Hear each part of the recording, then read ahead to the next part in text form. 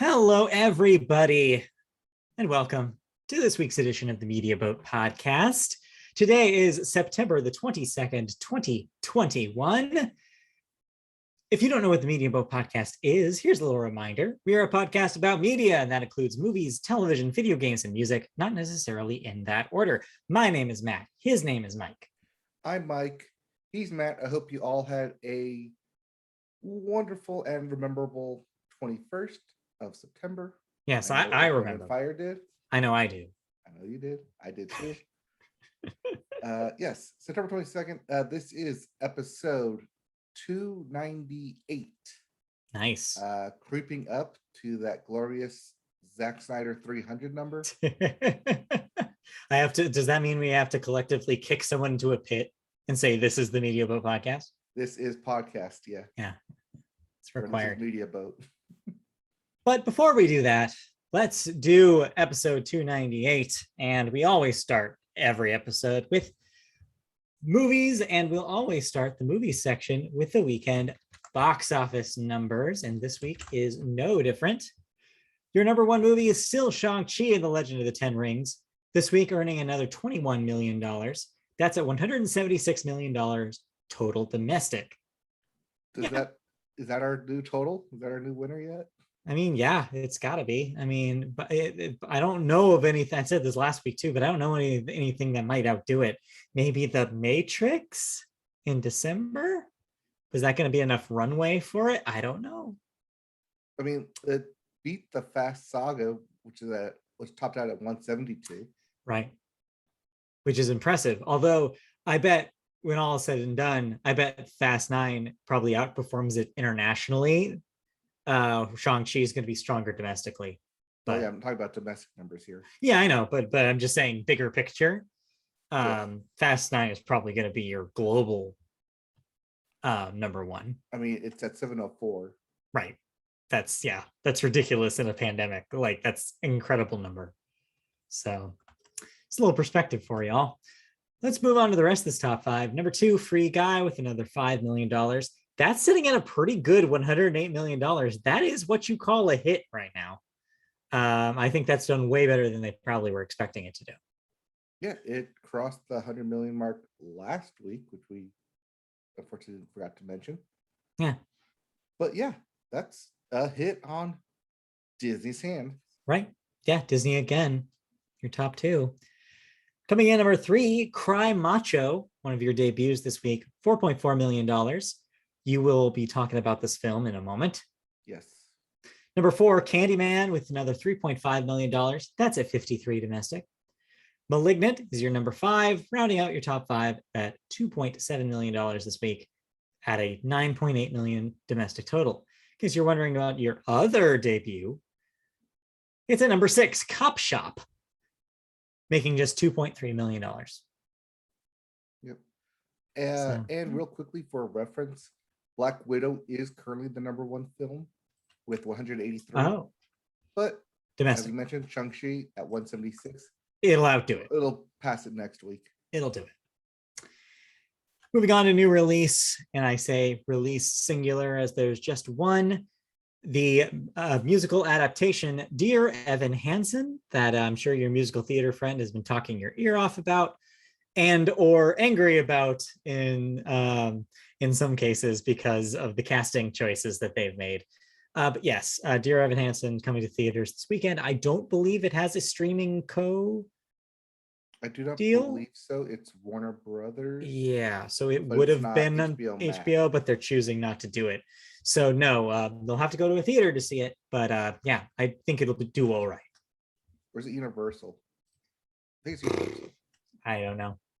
I can't tell you. Either way, yeah, I've been hearing, yes, part should go see it because it's musical, but part you shouldn't see it because of the content of said musical.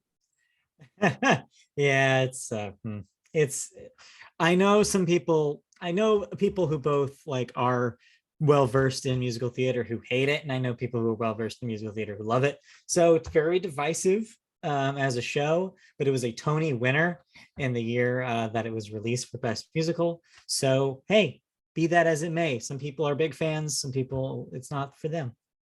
And 30-year-old actor playing high schooler. Yeah, there's Love to that. see it. All right, let's move on to our news stories here, which I'm typing up right as I speak.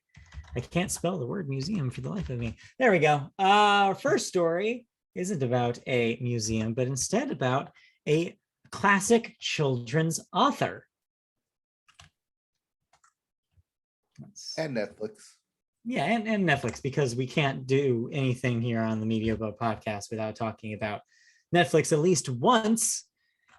And they this week have acquired the Roald Dahl Story Company for an undisclosed figure, giving it access to the full catalog of works from the famed British author. Netflix designed the creation of a universe of projects based on Dahl properties across animation, live action, film, TV, publishing, games, live theater, and consumer products. To date, projects put into motion for Netflix include Taika Waititi's adaptation of Charlie and the Chocolate Factory and an adaptation of Matilda, the musical. So yeah, they already had an existing deal for 16 stories in 2018. This is Netflix laying down the money saying, we'll just take the whole cake now. Right. They may have enjoyed working with the property so much that they were like, all right, let's just take, we have the money and we have them like the management, we have the staff for this. Let's buy them. Let's buy them. Why not? These do include all properties, including BFG, James and the Giant Peach, technically The Witches, even though that just came out on HBO Max. Yeah. I mean, it's funny that you mentioned this because all three of these things have adaptations by different studios in the past. Yes. And so this now puts everything under one roof in a way that hasn't been the case before. So much like Universal took all the Dr. Seuss adaptations and just started cranking out a bunch of films for it, I expect the same thing from Netflix in the coming years. Yeah. Like, why say years? Year. Yeah, maybe. However fast they can get stuff produced with an impending potential strike on our hands. But we'll get to that, I'm sure, later. We'll get to that in 2 weeks. Oh, you don't have that story at all. Okay. No, but real quick, I don't have that story because the vote won't happen until October 6th. We should at least talk about it here then. This is our opportunity. So a month ago, we talked about the IATSE going in renegotiations with the production studios. It's been a month and they have not budged. The talks have stalled out and there is talk about striking that first Monday in October, which would be October 4th. It's more or less looking like that's what's going to happen, especially since the IATSE is talking about adding not only streaming residuals in the new contract, but also increased pay into medical funds, especially coming off the pandemic. Yeah. The studios, more or less than more, have not said anything. They've kind of gone silent against the IATSE. And they're basically waiting them out, trying to call their bluff. I expect strikes to happen that October. I haven't seen any word of any movement around any sphere that I've seen. This morning, I saw a lot of talk on their side about they seem like they've already made their mind up, but you're right, an official vote has yet to happen. But it seems like, yes, as of where taking the temperature this morning, it seems like a strike is all but confirmed. Right. Let's see here. The vote is to take place on the 4th. That'd be tallied over the next 2 days on the 6th. And so the 6th would be the earliest that we would have the strike happen. So of course, the question is, how will this affect entertainment? And the answer is greatly if the studios don't immediately come back to the table to bargain with them. Because this will be like the writer strike of 2008, but worse, because it's not just that there's no scripts and they can improv. It's that they will not have a union crew on union productions to actually do the productions. So this will grind productions, both film and television, to a halt if this happens. Studios will either have to bargain as fast as possible to get the union back, or they will have to hire scab labor, and nobody wants to see that. So yeah, it's going to be a disaster for the studios if this does go through, but hopefully a boon for the union, because of course the goal here, of course, is to make sure that they're getting these benefits, and they're getting the treatment that they deserve. So Right. And like I said, or like I mentioned, this isn't off our radar. yeah, I'm it's keeping in the track of it. it's on the back It's burner. I that just felt there's like a we needed vote to. happening in 2 Yeah. weeks. So that's the big news that we'll cover when it happens. Yeah, I just felt like we needed to talk about it since we haven't talked about it recently. So Right. yeah, just a little update with that. All right, now that's taken care of. We have another update for you. This one harkens back for a couple years ago on the Media Boat podcast when we were first covering this, I believe. Remember the Academy Museum? And of course, what Academy, you're asking? The Academy of Motion Pictures, of course. The ones that run the Oscars. We've been talking about them making a Academy Museum in Los Angeles for literal years here on the podcast. Right. Brought to you by Steven Spielberg and Yes. George Lucas originally. Bought the land, Mhm. put out the money, but going to the Academy as Yeah. a film preservation. Well, it's finally here. It has been built. It is opening soon. In fact, how soon, you ask? September 30th. That is next week. And we'll include an exhibit on animation history and the problematic side of sexual assault, racism, and violence in animation through the years. A 3-gallery experience titled Inventing Worlds and Characters looks back at questionable imagery and tropes. Here's a quote from assistant curator Dara Jaffe. When you have a completely unlimited craft by the laws of physics, you can have wondrous examples of pure imagination. Still, you also get these extremely grotesque depictions that represent the racism of the current time. Unquote. The exhibit presents only 12 examples of numerous such moments across animation history. She clarifies, we weren't attempting to be exhaustive. If there's a cartoon that traumatized you, we weren't trying to exclude you. Rather, this is only the beginning of a larger conversation that the museum wants to have. So if that interests you at all and you're near the LA area or visiting Los Angeles soon, then Or hey, have this a birthday coming up that you're very interested in going to. Hey, yeah, not a bad idea. Hey, not a bad idea. Yeah, it's there, and it sounds like a really interesting exhibit that hopefully will educate a lot of people about things that are kind of brushed under the rug by a lot of re-releases and like excluded cartoons from the past that are been removed because of racist imagery. This is a good way to like remind ourselves of what happened in the past, so that we can learn from those mistakes and think about what they mean now. Right, much like the way Looney Tunes puts its up front in front Right. of old cartoons Right. about this is of the time period Mhm. and does not reflect the current modern day holdings of Looney Tunes and Right. Incorporated. It's still a part of your history. It's why I still say that even though MLB Hall of Fame is history, that they should Right. include the steroid era because that is a part of MLB history. It is, for better or for worse. So It's something yeah, that you shouldn't ignore. right. Much like why Pete Rose should be in the Hall of Fame. It's something you Can't should really not ignore. Yeah. So yeah, and I'm sure, of course, they'll have other exhibits as well. It'll be a full-featured museum, and I'm sure it's going to be awesome, like what they Yep. have collected there. Much like the Grammy Museum in LA, Yes. it will have a lot of memorabilia, Yeah. movie sets, props, scripts, old footage. Like it's the history Yes. of motion pictures. Arts Yeah. and science. All right, that'll do it for movie news. Let's move into some thoughts. I'll be real brief about mine. I followed your instructions from last week's show. Christy and I watched Barb and Star go to Del Mar or All right. Vista Del How Mar. was it? All right. Okay. So I went in blank, not knowing basically much besides what you had told me.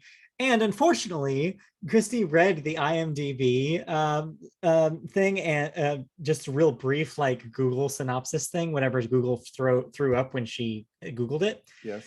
and unfortunately spoiled a guest star that didn't appear until the end of the film for us. So I knew that was the only thing I knew going into this thing, is that this person was going to be in the movie in some capacity. But the way that that person was presented was not how I expected at all. And that summarizes pretty much our feeling about the film.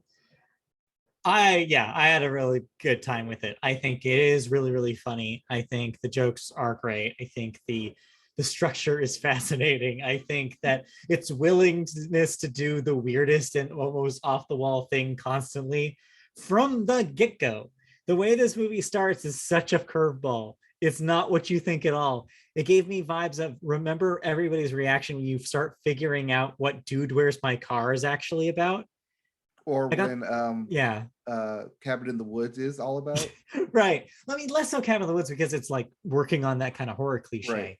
But Dude, Where's My Car is an interesting comparison because it's like you're going in expecting just a comedy about a buddy comedy, and immediately it's set up to be like, actually, this is something, this is a different genre altogether. Surprise. And this movie kind of does that too. And so yeah, I did not anticipate that, but it all works in a weird way. Christy thought it was the most strange thing she has ever watched. I think she was more baffled than entertained, but I was definitely on board with it. It's good, and yeah, I would also recommend anybody who has a Hulu account, go check it out. I feel like a lot of people, yeah, it's a little under the radar this year. I think it's going to become one of those cult favorites that people reference years from now and be like, hey, no one watched this, but this is really good. It's why I referenced Pop Star and Hot Rod in my similar review last week. Similar kind of vibe for sure. So yeah, absolutely. It was a fun time, and we'll probably, yes, be in our discussion probably on our top fives in the end of the year here. Well, it's our Pineapple Princess. Exactly. You know, I too want to go to the home of a turtle. All right, let's move on. You watched an actual movie that came out this week. Yes, actual movie that came out actually this week, starring actual movie star. Yes. Clint Eastwood actually directed this as well. Actually, Cry Macho. Boo-hoo. So, basic premise of this is, what does it mean to be macho? To be the big man. The Village people once described it as, well, actually, they didn't really describe it. They just said they wanted to be a macho man. They wanted to be a macho man. Right. Yeah. Well, let me tell you something, brother. That is Macho Man. That's not himself. No, you were doing. I don't think you were doing a Macho Man there. You were doing a You're doing a Hulk Hogan. I'm doing a Hulk Hogan. Was that Hulk Hogan talking to Macho Man? Is that is that what you're going for? Yeah. Macho Man was more like that. Ooh yeah. Ooh yeah. Ooh yeah. Yeah, that's a Macho. Yeah, that's the Macho Man. Happen to a Slim Jim. There you go. That's a Macho Man. That's Macho Man. Anyway. Anyways, let me put the shades on. More Macho Man on you. So yeah, I prefer a Nacho Man, personally. This film is all about lying and lying to people. Okay. Lying to yourself, lying about reasons of why you're doing stuff. Lying for the sake of protection. When you lie, you're not being a man, because real men tell the truth. I see. So Cry Macho is Clint Eastwood is a former, like super former cowboy. Oh, okay. Not of the Dallas kind, but rather the rancher El Paso kind. The rancher. Yeah, the rancher kind. Yeah. Yeah. Bucking stallions cowboy. Sure. Hey, stallion, somebody's got to buck those stallions. Yep. He was great back in his prime. But now he's, Clint Eastwood, old. It's not his first rodeo. No, he's trying to make it be his last rodeo. Yeah, sure. Because that's the stage that he's in. He's getting too old for this. Yes. So he takes a deal to go to Mexico to retrieve a package and bring it back across the states. And no, I'm not talking about We're the Millers. Because that's the exact same premise here. But no. But no, he goes across the border to Texas to retrieve a kid to bring it back to his father. Mhm. But mom doesn't want him to go until she does want him to go. But then the dad doesn't want him to arrive. But then he does want him to arrive. There's very hard whiplash of people's motives within the first half of this movie. Mhm. But then the second half of this movie completely throws all that out, and Clint Eastwood becomes pseudo dad to this kid, like Uncle T.O. Grandpa Dad, Sure. because he teaches him like how to be macho. So wait, it just turns into Gran Torino halfway through? A little bit, yeah. Oh no. I mean, that's what Clint Eastwood does now. Yeah. I feel like there's like Clint Eastwood pre Gran Torino and post Gran Torino, and he's kind of just spinning his wheels a little bit. Yeah, a lot of Clint Eastwood, especially fake Clint Eastwood on a horse. Wait, how is he fake? Oh, stunt double. Because you don't Oh, expect okay. actual Clint Eastwood to be on an actual horse. Yeah, as the horse is bucking around. telling me that Clint Eastwood, a man who is very old, cannot be filmed on a horse anymore? I am telling you that they tried to make it look so much that old man Clint Eastwood was bucking a horse in order to break him. And he didn't throw his back out. I feel like you're just saying that as much as possible because you enjoy saying it. Yes, I do. Okay. I don't even know if that's the correct term. I don't know if you buck a horse. Yeah. Well, they try to buck you off. But yeah, they try to buck you. Well, I think the term is breaking. You're breaking the horse. Yes, you're breaking the. Yes, which sounds wrong, but in a different way. It is wrong, which is why I preferred bucking. But anyways, yeah. So the kid realizes that, hey, this old man isn't that old because he's macho. He broke the horse. He bucked the horse, or the horse didn't buck him. So like maybe there's something that he's knows what he's talking about with age and experience and wisdom. Maybe. It's fine. Yeah. Like I said, like you put it up against Gran Torino, I think Gran Torino is better, but it's very similar. It's kind of the kind of Clint Eastwood movie that Clint Eastwood knows or makes now. Is that is his thing? Now, did he also direct this? He also directed it. Okay, and that's that probably checks why. out. Yeah. It's just, he's gotten to a comfort zone in his old age. He knows what works. He knows what audiences expect from him. And so, I don't blame him for settling into this kind of vibe. Do I blame him for some of other choices he's made in the last 10 years? Absolutely. Talking to chairs, etc. But I don't blame a guy, in his twilight years being like, these are the kind of movies I want to make. This is what I'm going to do. I mean, if you were like jonesing for like a Western or like a rancher movie, sure, like Mexico trip movie, a lot of Western scenery. A lot of Western, you want Western scenery, Western Mexico kind of scenery. Yeah, we haven't had. I think we've had one of those in like a couple years. So it fills that missing hole. But was that hole really missing in the first place? No, because he makes one of these things every year and a half, it seems. So it's like it's not super in demand. It's just that this is what he does, and Hollywood's going to keep enabling him until they stop making money. If you want more action that's like this, go watch Sicario instead. Okay, well, that's Cry Macho. Or was it Rambo Last Blood? Oh yeah, whatever that last Rambo I think was. That's kind of same thing. Yeah. But that's like more action though. Yeah. Gun toting. So on the media boat scale, Cry Macho is probably a pass. I'd pass even though you can stream it. Yeah, fair enough. I mean, most people did pass, especially in the theater. It came in 6th. Yeah. The other movie on this list, did you have time to watch this? I did. Okay. So complete whiplash of what I just said. Exact opposite. Okay, tell me. Still in the same genre. Well, kind of. Guns. Lots of guns. Tell me about shooting, lots of action. Now, the Media Boat Podcast is a pro Mary Elizabeth Winstead podcast. Yes, it is. You could call her Media Boat favorite, Mary Elizabeth Winstead. So the fact that when we found out that she was going to be in an action film where she was going to kick all kinds of ass, we were interested, I would say. Yeah, I have not had time to watch this. How is Kate on Netflix?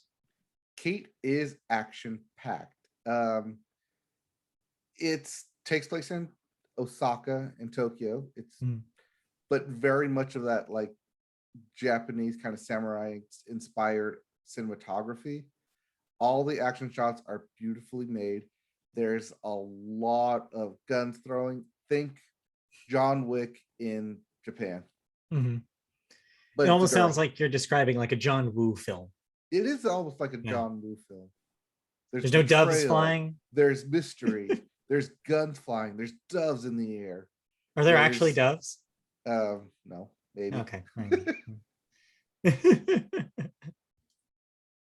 It's snipers. It's running on rooftops. It's jumping and leaping. It's espionage, cutting off hair. Like you're doing me no good alive, so dead. One-liners up the wazoo. And Mary Elizabeth Winstead. Yeah. How is she in this? Do you think she translates well into an action star? We've kind of had hints at it before with recently Birds of Prey. Then before that, she was in Live Free or Die Hard. Does she pull it off? I think so. I think this is a vehicle for her. But then again, there are moments where I feel like could be a vehicle for anybody. And that's kind of where it falters for me. Okay. It eventually does in the action mode become generic action.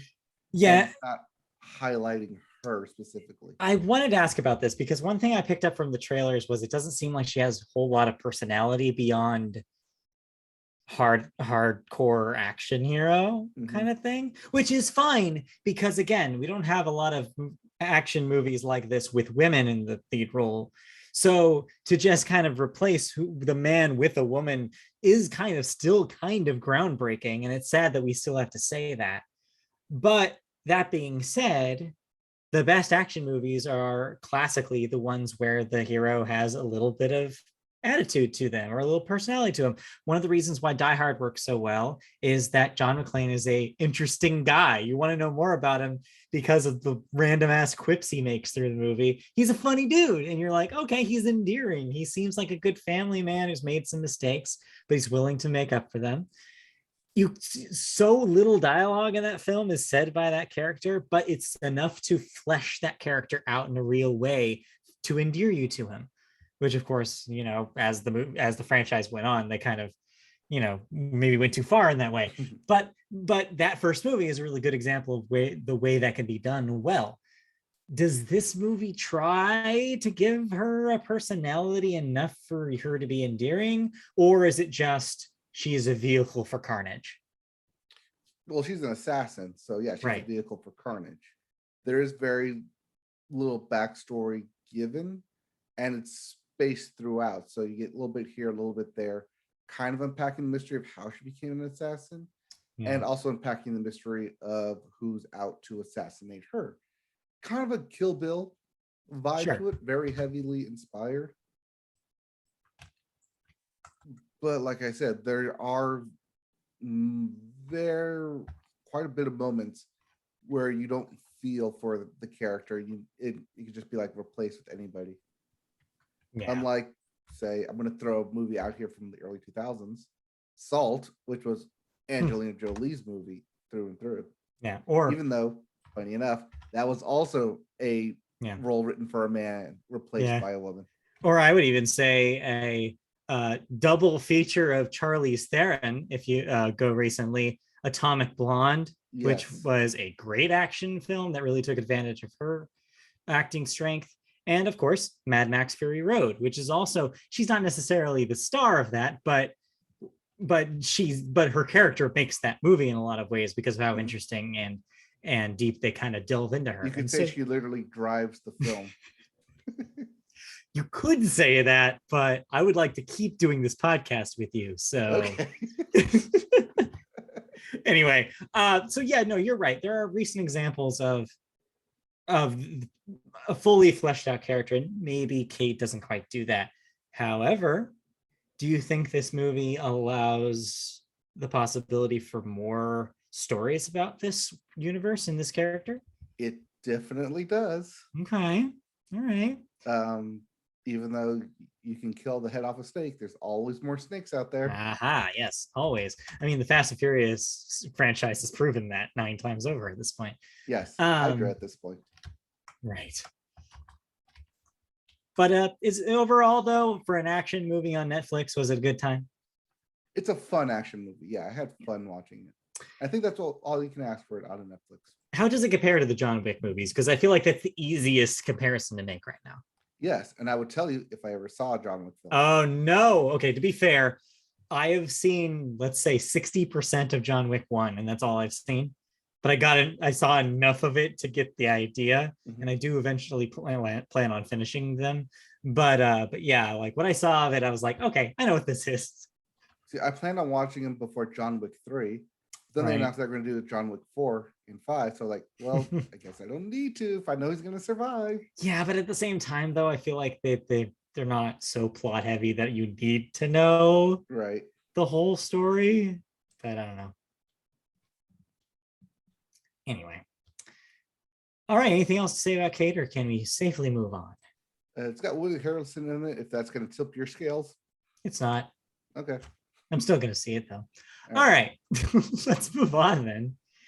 We're done with movies, so that means it's time for television. And that, of course, means it's time for the Sports Corner.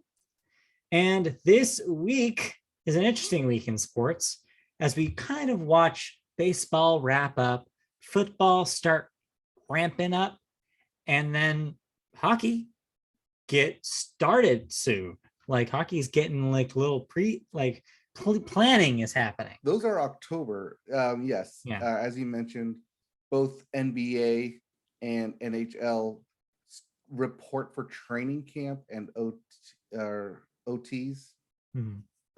Optional training, optional workouts this week with actual reporting.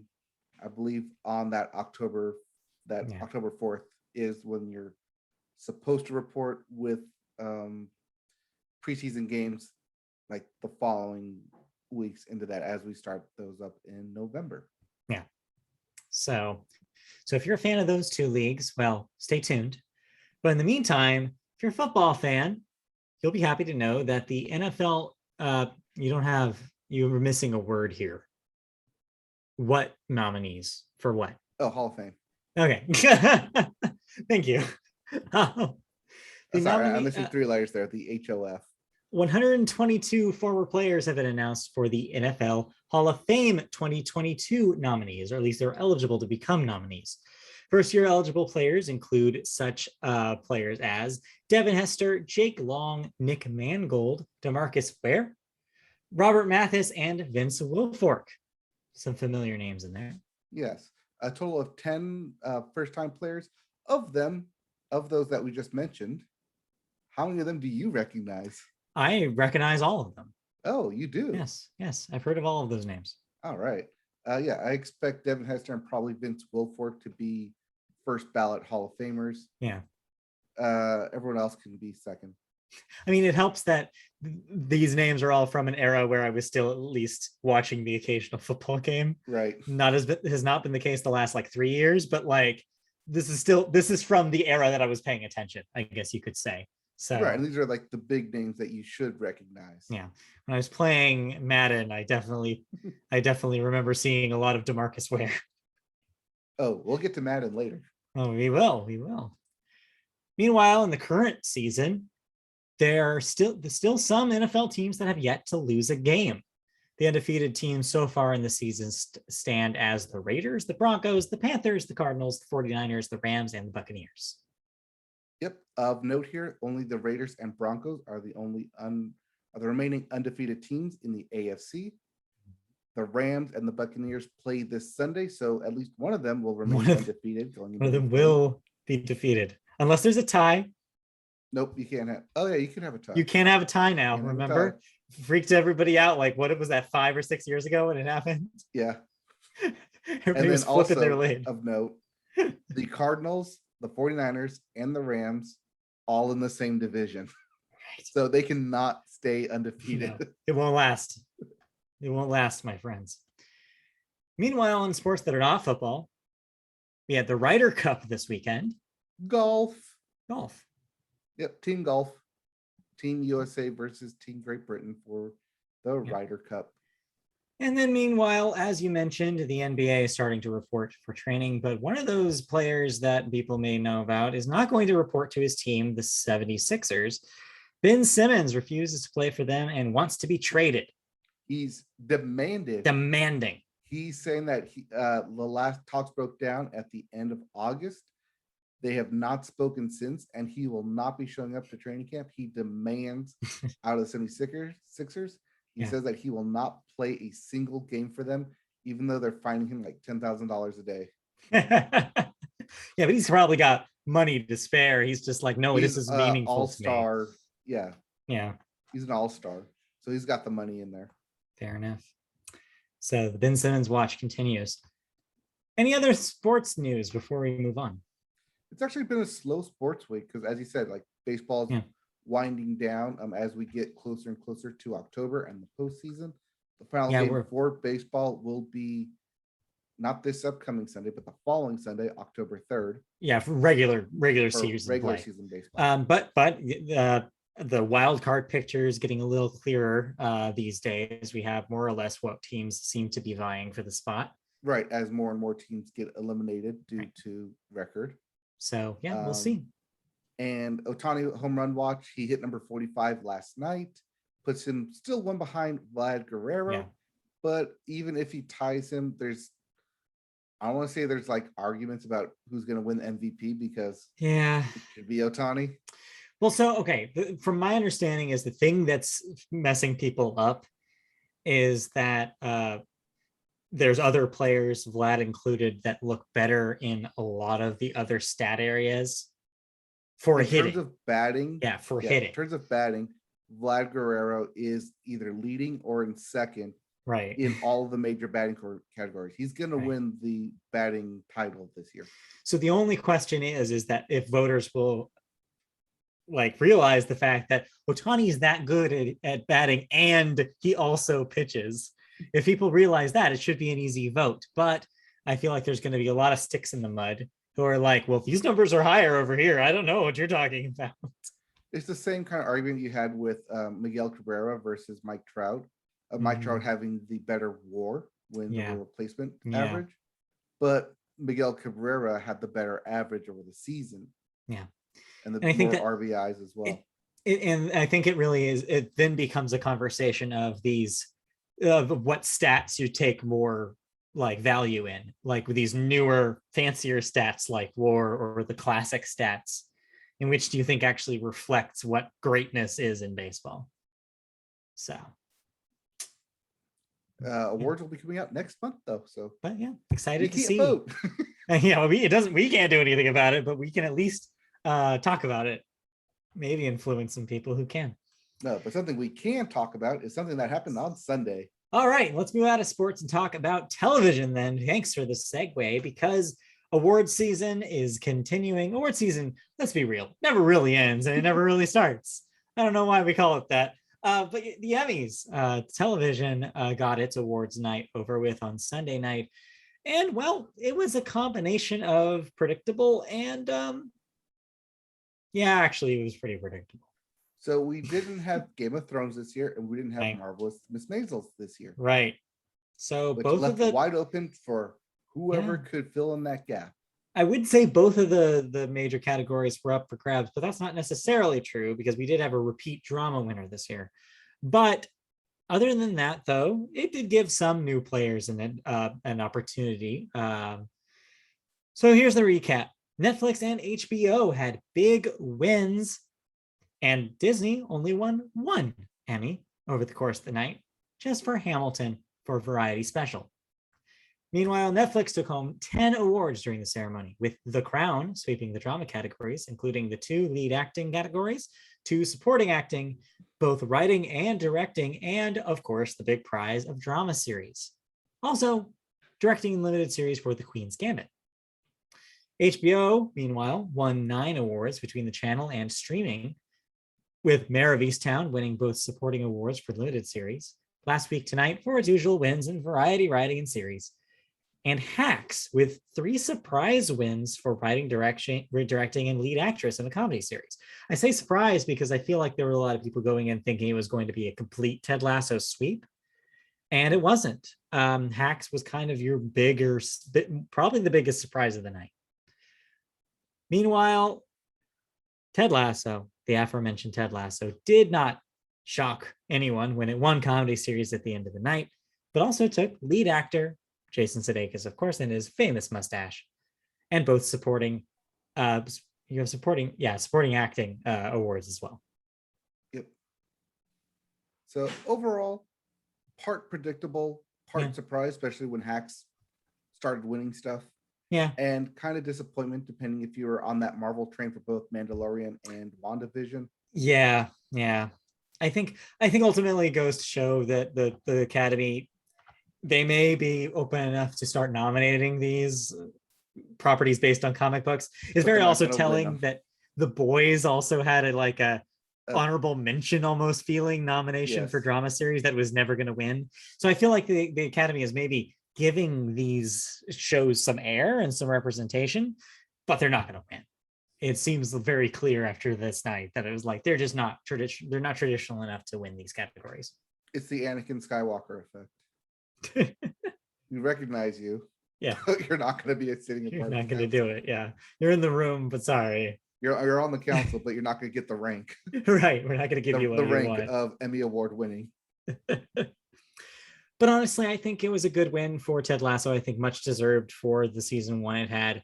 As for The Crown, I don't know. I feel like maybe there's a little bit of an uptick in people talking about that thing the last couple of years with its Emmy wins, but it's still The Crown. And I don't know. I feel like in a drama field that's so packed right now, I don't feel like it's special enough to keep winning these awards. Well, it wasn't winning the awards because it went to Game of Thrones. Yes. But now the Game of Thrones is there. It fills that void because it was always on its heels. Right. But yeah, I don't know. I feel like we're due for another big upset in the drama category. Maybe something new will pop up next year. Maybe This Is Us can finally get that win for network. Who can say? Yeah. Well, that's it for the Emmys. Next up in news, of course. Oh, last bit of Emmy stuff though. Yes. Congratulations to RuPaul. Yes. I believe that is the most awards for, was it variety? Was it competition? Variety competition, yeah, or reality competition, or one of those. I forget if it was like individual. I think it was individual for RuPaul specific for most Emmys for a Black person. Wow, I did not know that, but that's very cool. Yeah, that's why I saw. Yeah, because he passed editor. That's why. Fair enough. All right, now let's move on. As of course, it's the end of summer, and that means television is going to start creeping back onto TV, and that includes the seasonal favorite, Saturday Night Live. And we have today some announcements about the first few episodes, who's going to be your hosts and who's going to be your musical guests. All right. First Not up, a spooky show. I was trying to do Don Pardo, but yeah, it did come out as Ghost Don Pardo, which is fitting because he is dead. Yes, Don Pardo. It goes to Don Pardo. Okay, so October 2nd, your debut of the season will be Owen Wilson and Casey Musgraves as your musical guest. And Sounds that's like an a show. easy way to make me go, wow. Wow. Yeah. That will be followed on the 9th by Kim Kardashian West hosting, and you say here, promoting the end of her show / marriage. We'll see. With Halsey. With musical guest Halsey. Yes, even though I have it written as the end of her show / with Halsey. I wish. Then after that, after No Time to Die star Rami Malek as your host with musical guest Young Thug. And the month will end with a homecoming for Jason Sudeikis, of course, from Ted Lasso, and musical guest Brandi Carlile. There is currently no official word on cast exits and new arrivals, though, so your cast update will have to wait probably until next week. And probably till the week after that, as once the casting does get announced, Everyone's going to do background checks, and we may have a situation like we had last year. Right, that too. But yeah, so Kenan Thompson watch starts now. We'll see if he's here for another season or not. Also, Kate McKinnon watch by default. Also should probably be in effect. Yes. Katie Bryant watch? I don't know. Anyway, she's probably fine. Let's move on. We can update watch. Maybe we'll. Oh God, I wish, please, somebody knew, for God's sake. I would start watching the show again. I vow I will try watching Saturday Night Live again if they replace Cullen Jost and Michael Che. It won't happen. I feel like it won't happen in my lifetime, but like when it finally does, they've just been there for so long. I can't do it. Anyway. Well, let's stop like talking Mike about Richards this. giving himself the job because he's head writer. Right. It's very, very true. Anyway, let's stop talking about this and start talking about television that we watched. We watched. I have one of these shows. I watched one of these shows. But you watched better have you wrote one of them. A whole lot more. What do you want to start with? Let's start with let's go in order. Why not? Yeah, why not? Make it easy.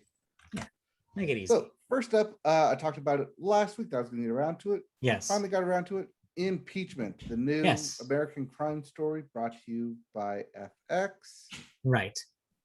Following in the steps of O.J. Simpson, People versus O.J. Simpson, and in the assassination of Versace. And no, Zoomers, this is not the impeachment you're thinking of. This is the last time that a president was impeached, back before you were born. Probably, yeah. Yeah. This is the Bill Clinton impeachment scandal. Notice I said Bill Clinton impeachment and not the Monica Lewinsky's. Yes. Even though it does kind of curtail into following Monica. She's involved, let's say, in the story of how all this went down. Is she responsible for it? Absolutely not. But she's important because of the way the media covered it and the way that the people reacted at the time. And so, yeah, she is a moving part in the puzzle, but it was a much more complicated thing, as I'm sure the television show goes into. Yeah, so it's only a couple episodes in right now, and it's,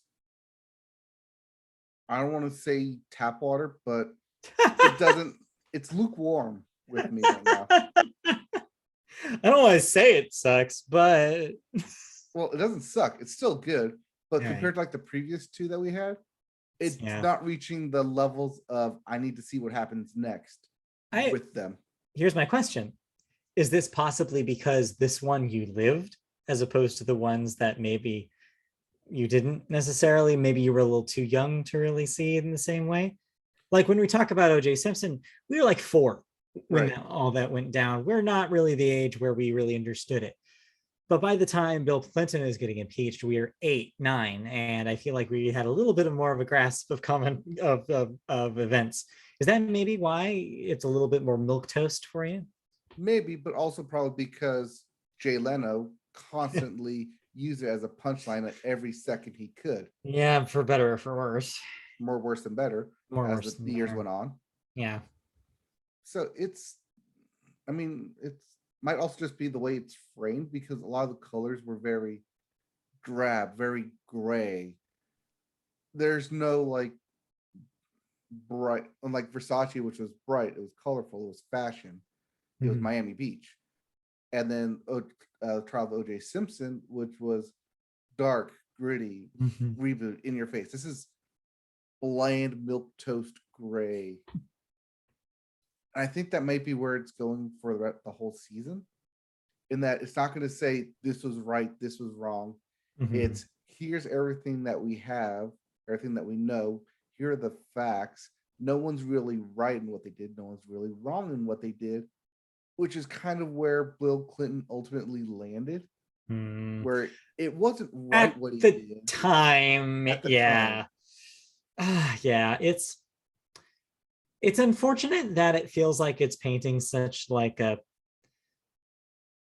not well, yeah, a little bit of a centrist portrait of Mhm. what happened. I think that's a little disappointing because I feel like in recent years we have kind of had to reckon with the Clinton presidency in a different way than we had, say, in the 2000s.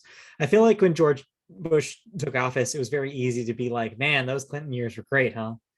And I feel like with more distance away from them, we're able to look back at that and be like, well, sure, there was a circusy aspect to that impeachment trial where it definitely felt like maybe a little unnecessary at the time. But as time goes on, we now realize more about Bill Clinton, the man, and maybe some relationships that were a little bit shadier that are coming to light that maybe we're not to light back in the day. And so I feel like it's unfortunate in a way that it's not maybe taking advantage of reassessing the story with 2021 eyes as much as it could, I guess is what it sounds like. Yeah, it doesn't excite me for some reason. Yeah. And I think you might be right on that, that it is something that we did kind of live through in more or less recent history. Then again, if they went their original route, which was Hurricane Katrina, that would have been even more recent history than and that's the risk I think you're taking with these things, is that the more recent you're going to get, the less exciting it's going to be, because nostalgia won't be a factor. It will be less about nostalgia and more about like, okay, yeah, no, I lived this, I don't know, this is just what happened.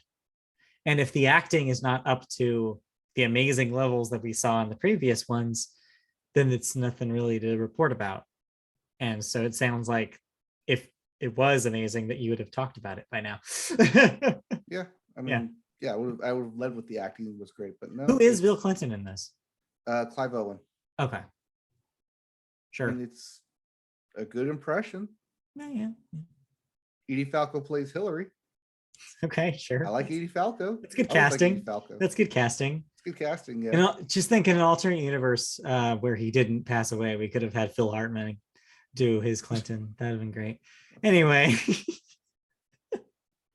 would have been the actual age appropriate then. We can dream. Yep. Anyways, yeah, it just seems ordinary. Yeah, that's disappointing. That's unfortunate. Yeah. Well, what else did we watch here? Let's save this one for last because it's new, and let's go to here real quick. Yes, I brought up off podcast because I was surprised by it, and yet here it is in my face. Probably missed it because I went on vacation, but now it's in my rotation. Yes, The Circle season 3. I am surprised because we had season 2 earlier this year. Right. I thought, okay, we'll have to wait a whole nother year. Yeah. Netflix says, no, we want you subscribed. So here it is, Circle season 3. Yep. Not a whole lot of catfishing this time, but still is hilarious. And because it's Netflix and because they keep everyone separate, kind of isolate from each other, they continue to bend and break their own rules. Mm-hmm. The one rule they have is that there are no rules. They will literally do anything they want to, executive producer style. Yeah. Playing God mode to these Sims. Mm-hmm. So Christy said Christy's also watching this because, of course, she loves The Circle just like you do. And yeah, she said something interesting that she's noticed about kind of the evolution of the show over the last couple seasons, is that you're right. They are kind of introducing rules willy-nilly and just like making the thing whatever they want.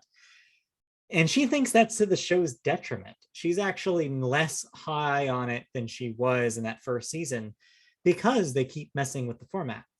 And so, yeah, and after season 1, she wanted to be on the show. She was like all gung ho about like, I'm going to try out for this as soon as they have tryouts. But like now she's like, I wouldn't want to be on the show because of how complicated it's gotten. And like, she just thinks it's less fun with the more complicated that it gets.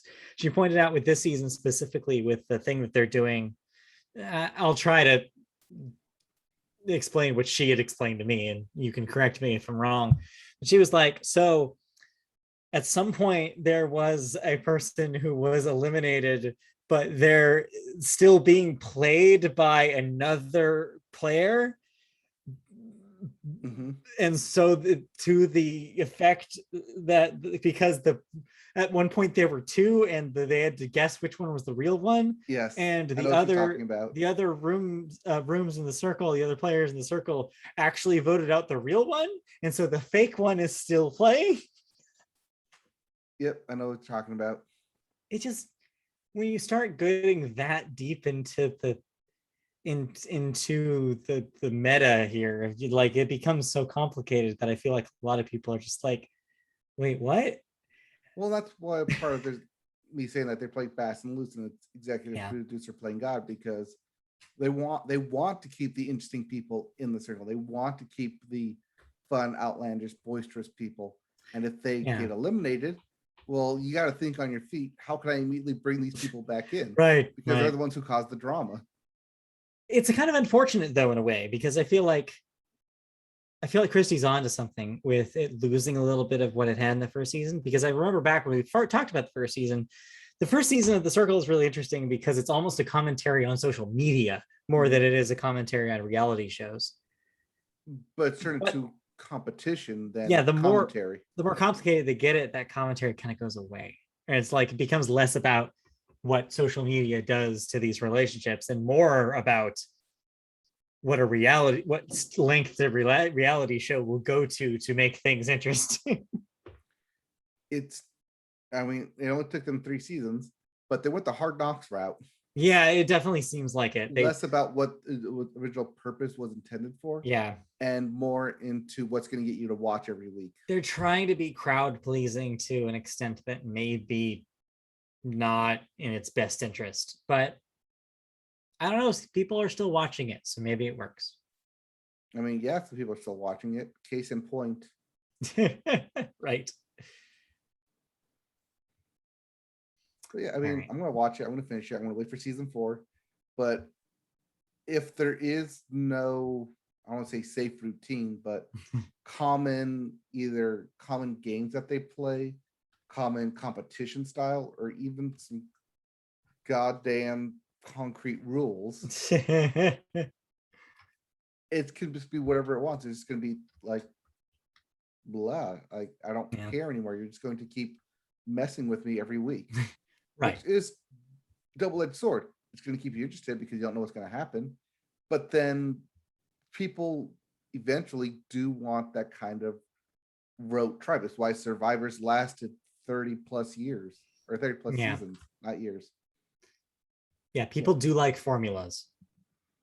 So, all right, what else? What else we got? You watched something because I watched new stuff. Yeah. So I've been wanting to talk about this for a while. I hadn't been watching the show, and then I decided to, on a whim, start it. Well, actually, not on a whim, on a recommendation by a friend of a friend. I decided to give it a try, and it was good timing because turns out that there was a brand new season that had debuted in June on HBO Max, and that is the Cartoon Network Studios production Summer Camp Island. So this show actually debuted on Cartoon Network back in 2018. So it's a relatively new show for them. But after one season on actual cable, they moved the rest of it to HBO Max. And it's been on HBO Max exclusive since late 2019.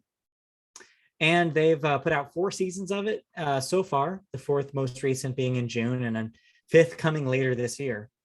And it's pretty great. I really enjoyed my time with Summer Camp Island. I think that if you're a fan of things like Steven Universe, and the Cartoon Network style Adventure Time and its more gentle moments, Summer Camp Island fits right into that mold and it does a lot of really cool things with its universe. And I said gentler side on purpose because it's not an action show per se. It doesn't go to the lengths I think that Steven Universe and Adventure Time go to with like stakes and with drama.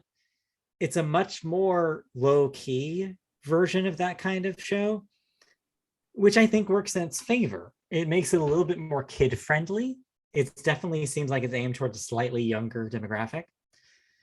But that doesn't keep it from pulling its punches about themes, though. It definitely does have episodes that delve into things like mental health, to relationships, to to familial relationships in surprisingly deep ways, and has a lot of fun and imaginative takes on those kind of deeper subjects. They've gone a little bit more experimental as the show's gone on as well. Season 3 actually was kind of divided in kind of, I guess, with the freedom of HBO Max, was divided into little vignettes about side characters, which was neat. And with like 3 to 4 part like episode arcs that let you kind of see like what this character is doing for a while, or a little backstory on the lore of the island and stuff like that, which is cool. And I didn't necessarily anticipate it, judging by the template they laid out with the first season.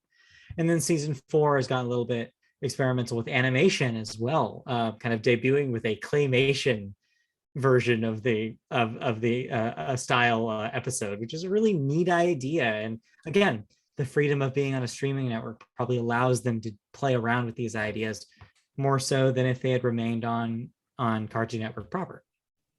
So I think it's a good time. It's all on HBO Max. It's very digestible.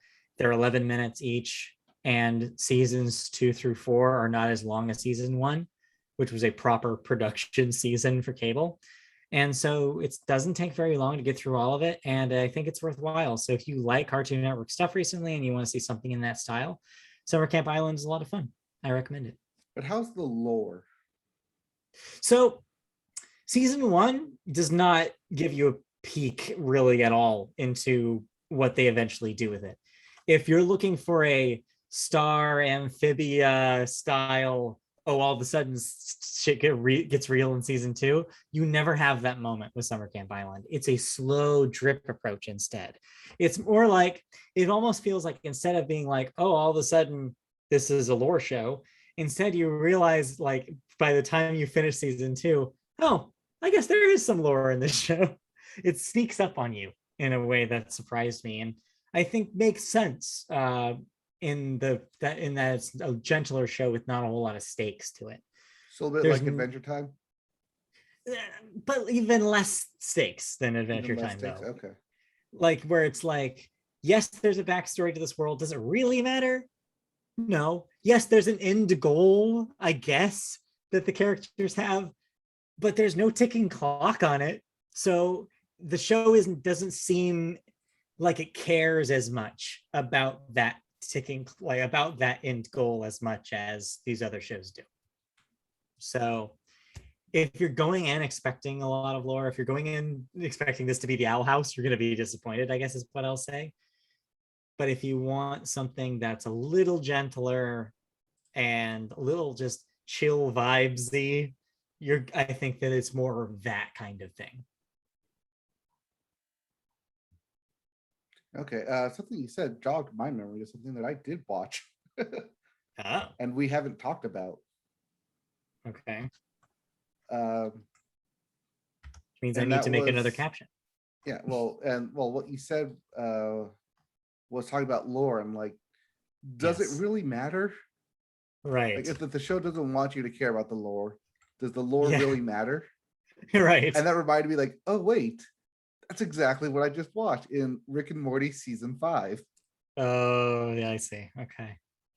Because the show doesn't want you to care about the lore, but the fans want lore. The fans want backstory. The fans want continuity. So season 5 comes to a head, pun intended if you've seen the show, of ultimately hitting the reset button. It gives what the fans want, and here's all your lore, here's your backstory. You wanted it so bad, we're just going to give it to you. But then we're going to break the universe and say, hey, now you don't know what we're going to do. Now we can go back to what we wanted the show to be, which was absolute chaos, whatever we want on a week by week basis, without the lore. Yeah. You guys wanted your lore, we're giving it to you, but now let us go back to doing what we want, which is absolute chaos. And of course, that sounds very Dan Harmon, because this isn't the first time he's had a show that actively disliked its fan base. You can look at Community as an example of this, where it's like you can see the text battling with the meta text constantly, or it's like this push and pull about what the fans want from it and what the creators actually want to write about. Right. I mean, Cartoon Network, or not Cartoon Network, Adult Swim did give them 88 episodes to Yeah. work with, and we've only gone through 20 of them since that deal was made. Right. Yeah, so that was at end of season 3. So yeah, 10 episodes each. Yeah, so there's still like 60 episodes, 50, 60 episodes for them to expand on whatever crazy ideas that they want, that they have in mind, that they want to do. But they needed a way to absolutely break from the mold of what they had. And that's more or less what this season did. It Mm-hmm. gave the fans what they wanted, it gave the new stuff, it let it be chaotic.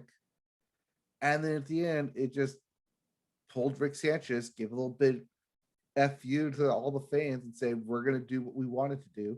Yeah. You got your eat your cake in the corner with this season. Now let us go like run a kitchen here. Right. And you know what? Like,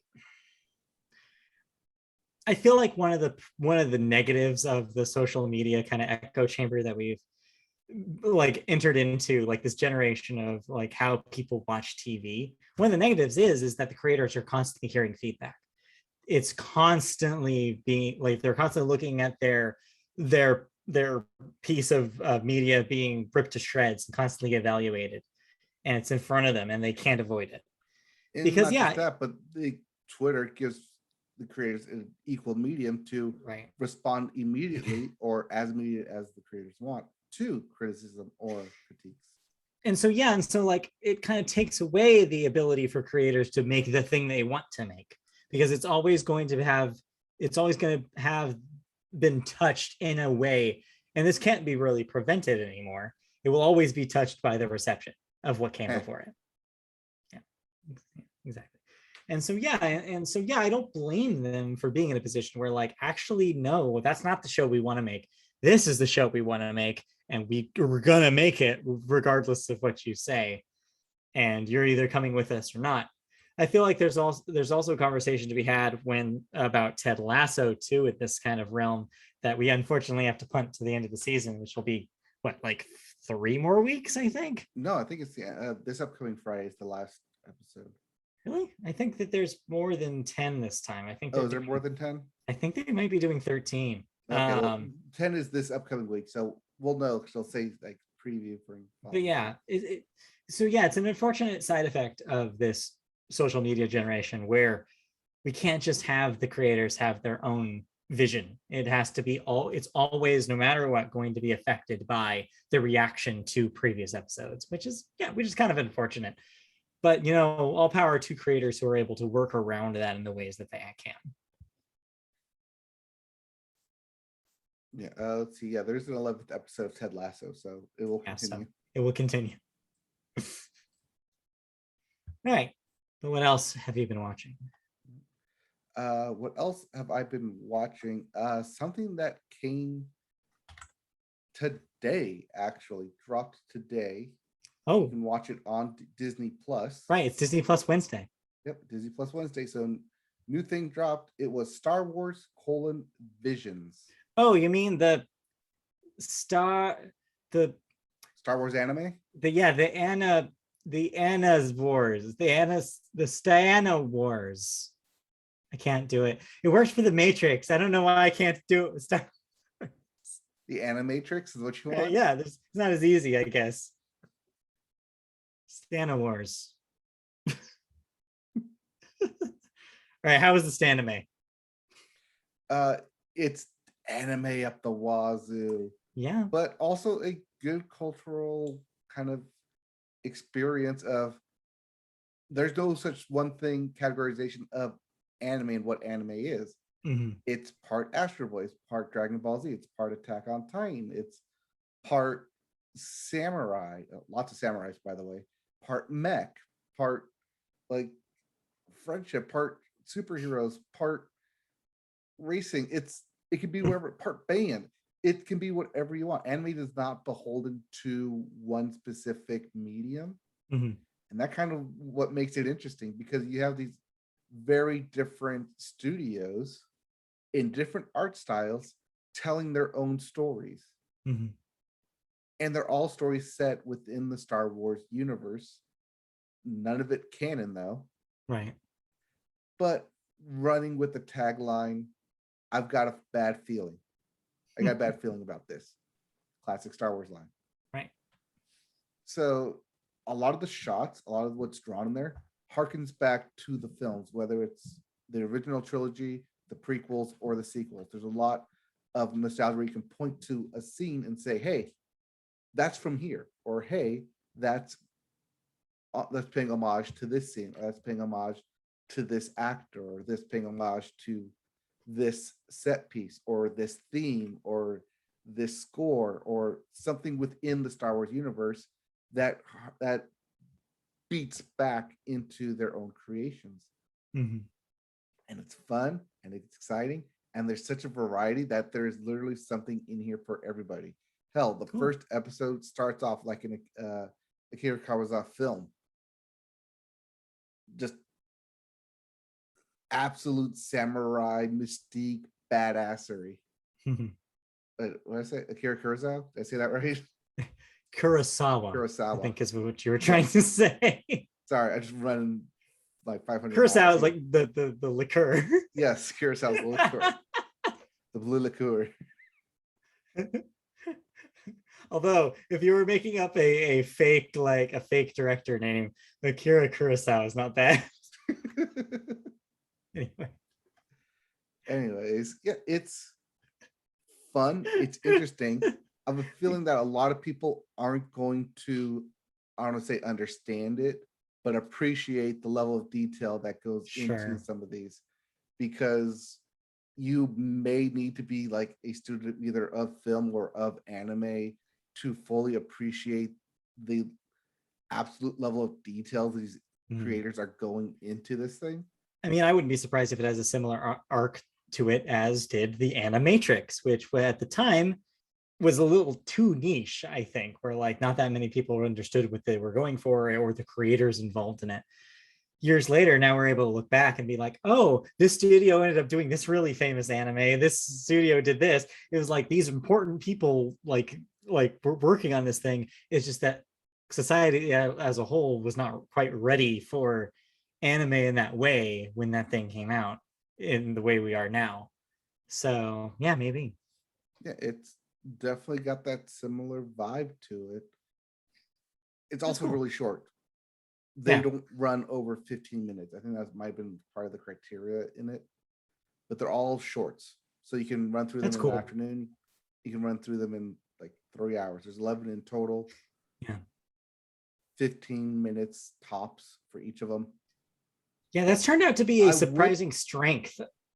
I would suggest not binge watching all of them, because a lot of the themes can run together, especially when it seems like every time you start a new episode, oh, we're now following new Jedi or new Sith, when like Star Wars lore is there are only two Sith, and depending on where you are in the timeline, may not be that many Jedi available.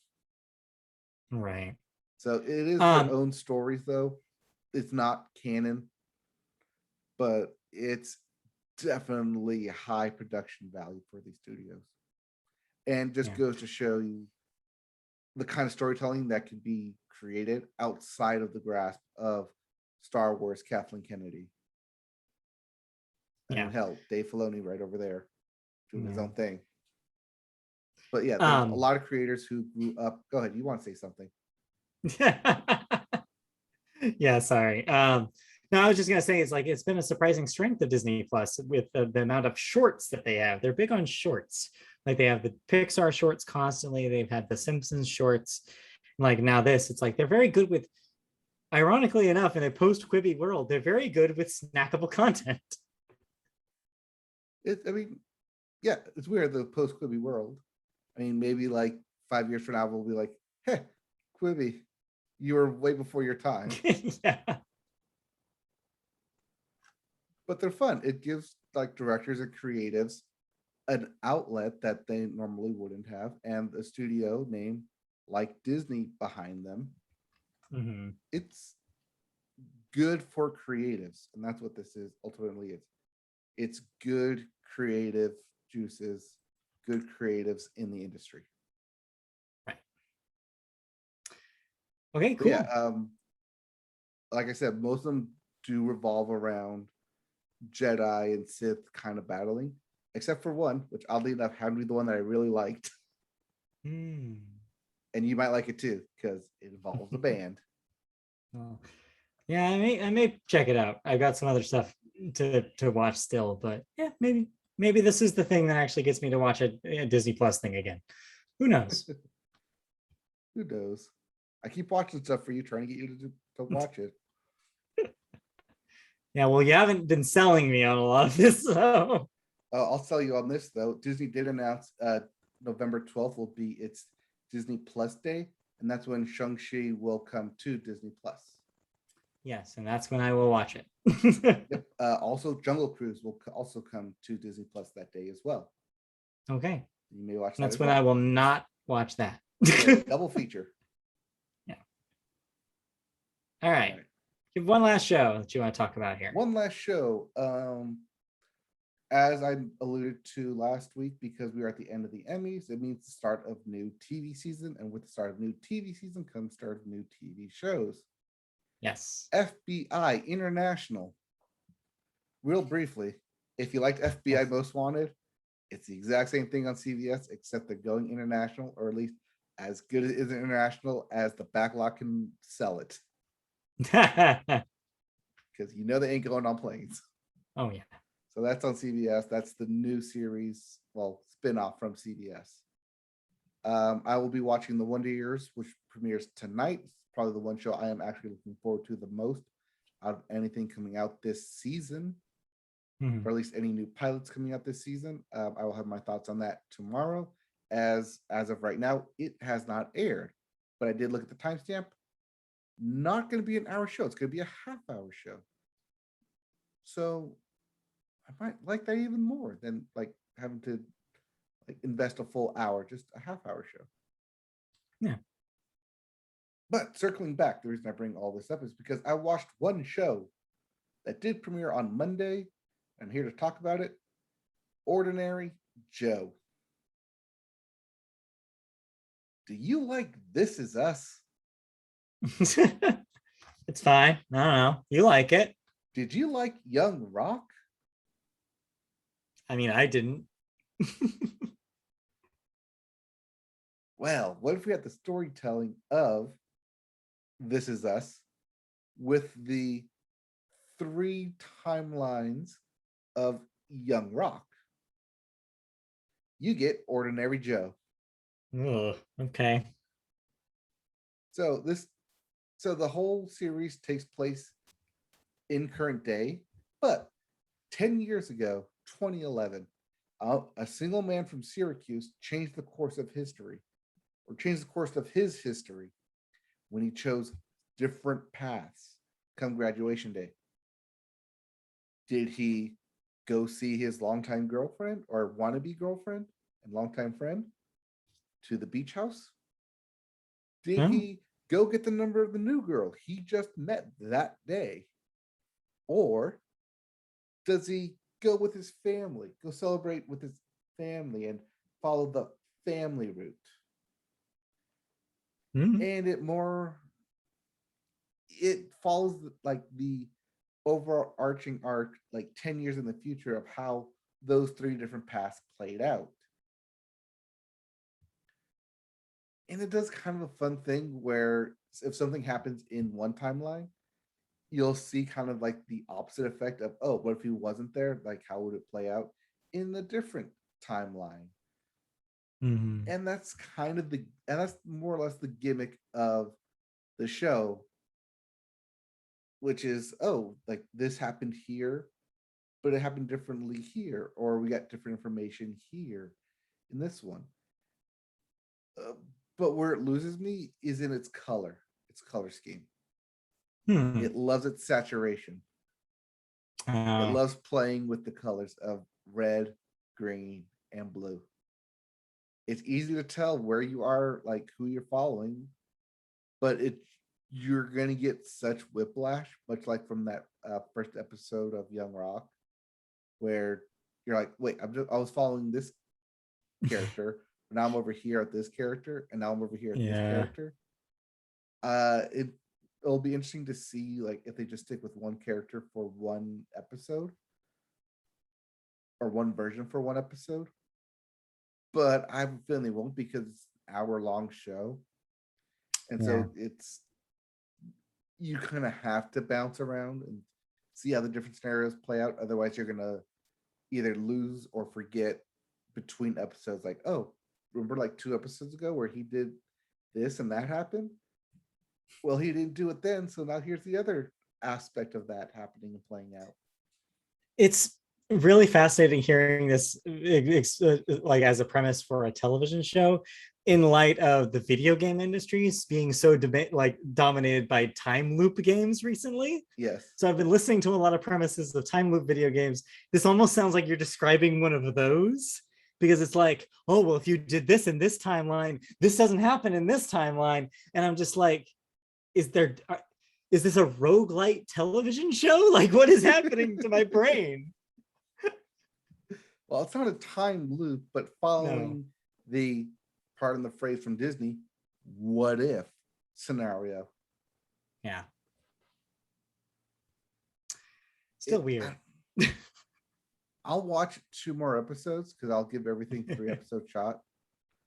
Yeah. But if it stays this chaotic and keeps jumping, I may just easily jump off this and just stick with this as that's what it re-premieres again. Right.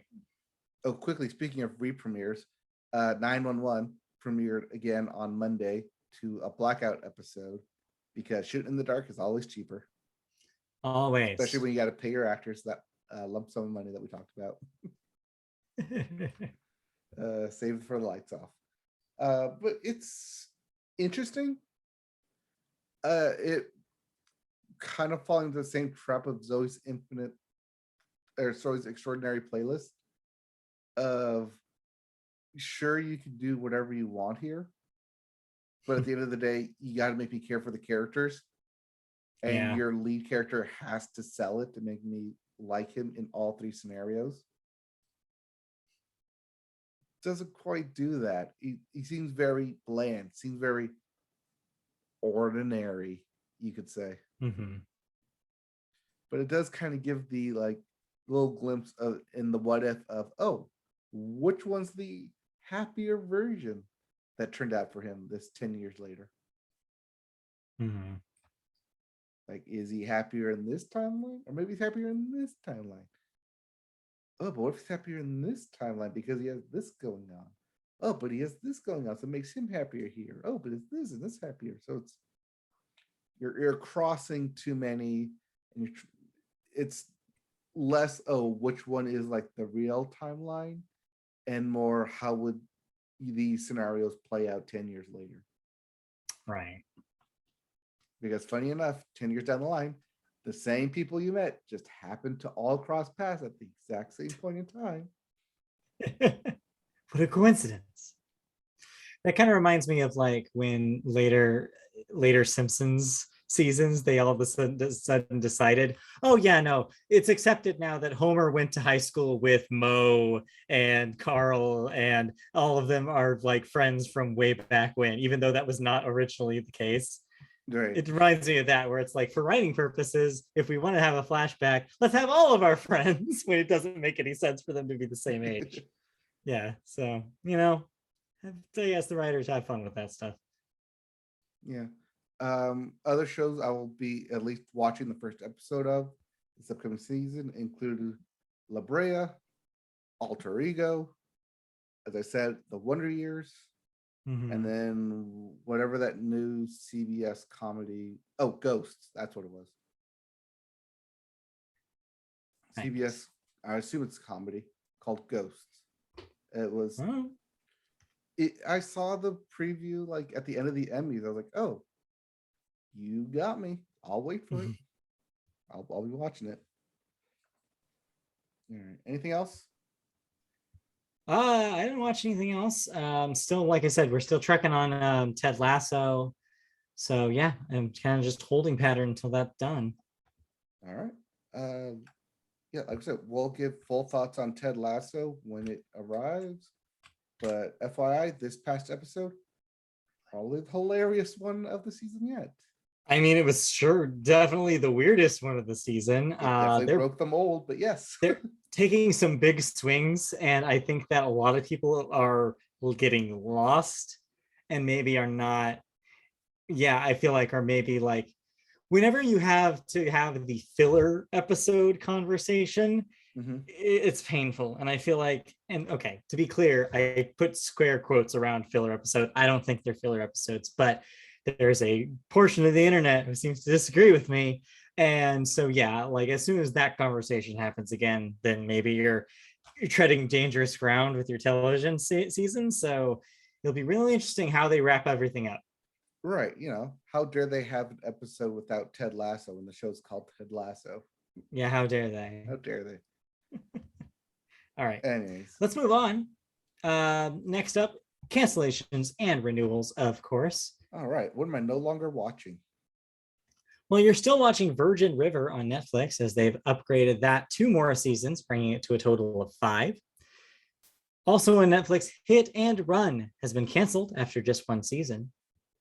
Guess they hit and ran. They hit and quit it, sounds like. Ooh, Paramount Plus, yeah. Paramount Plus is bringing back the reboot of Rugrats for a 2nd season. that is I ahead didn't of its realize. premiere. Yeah, I didn't realize that was coming up soon, but I guess it is. Yeah, I think it's end of September here. It's coming up either September or October. Makes sense. Few deaths to talk about real quickly. George Holliday, age 61, videographer of the attack on Rodney King. So the person who caught that footage. Yep, that we all saw. Camcorder, the footage seen around the world and sparked those Rodney King riots and police reform and O.J. Simpson trial. Yes. We also had Anthony Johnson, age 55. Actor, was in House Party, Friday, and Menace to Society. Actor / comedian. Okay. Yep. Then we also had Willie Garson, age 57. An actor, was in Sex and the City and White Collar. Yep. I feel like he was a divide amongst the sexes because my wife knew him from Sex and the City. I knew him from White Collar. Yeah, well, there you go. Well, still fairly young, all 3 this week. So sad to see him go. He was supposedly filming the Sex and the City sequel. Or whatever it's going to be on HBO Max. The reboot thing that they're doing, yes. Reboot, whatever they're doing. Yeah. Okay. Anyway, that brings us to the second half of the show. It's time to talk about music, and I believe it's your turn. We always start music with the Billboard. I'm going to start the Billboard with the Hot 100. And so long, Drake. You can't run it twice. I'm sorry, you can't run it back.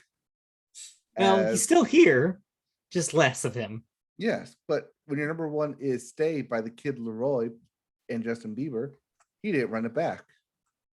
No. Which means last week's number 1 drops to number 2. Way Too Sexy at number 2, which is Drake featuring Future and SNL musical guest Young Thug. At 3, Bad Habits by Ed Sheeran. Coming in at number 4, Knife Talk by Drake featuring 21 Savage and Project Pat. And rounding out your top 5, Fancy Like by Walker Hayes. Yeah. What is that? I don't know what that is. Walker Hayes almost sounds like a country guy. Yes, that's why I'm like, okay, Yeah. Walker Hayes. I have to look him up, I guess, and see what's his deal. Maybe. All right. Moving on to the Billboard 200, your albums chart. There, Drake can celebrate because he's once again number 1, Certified Lover Boy.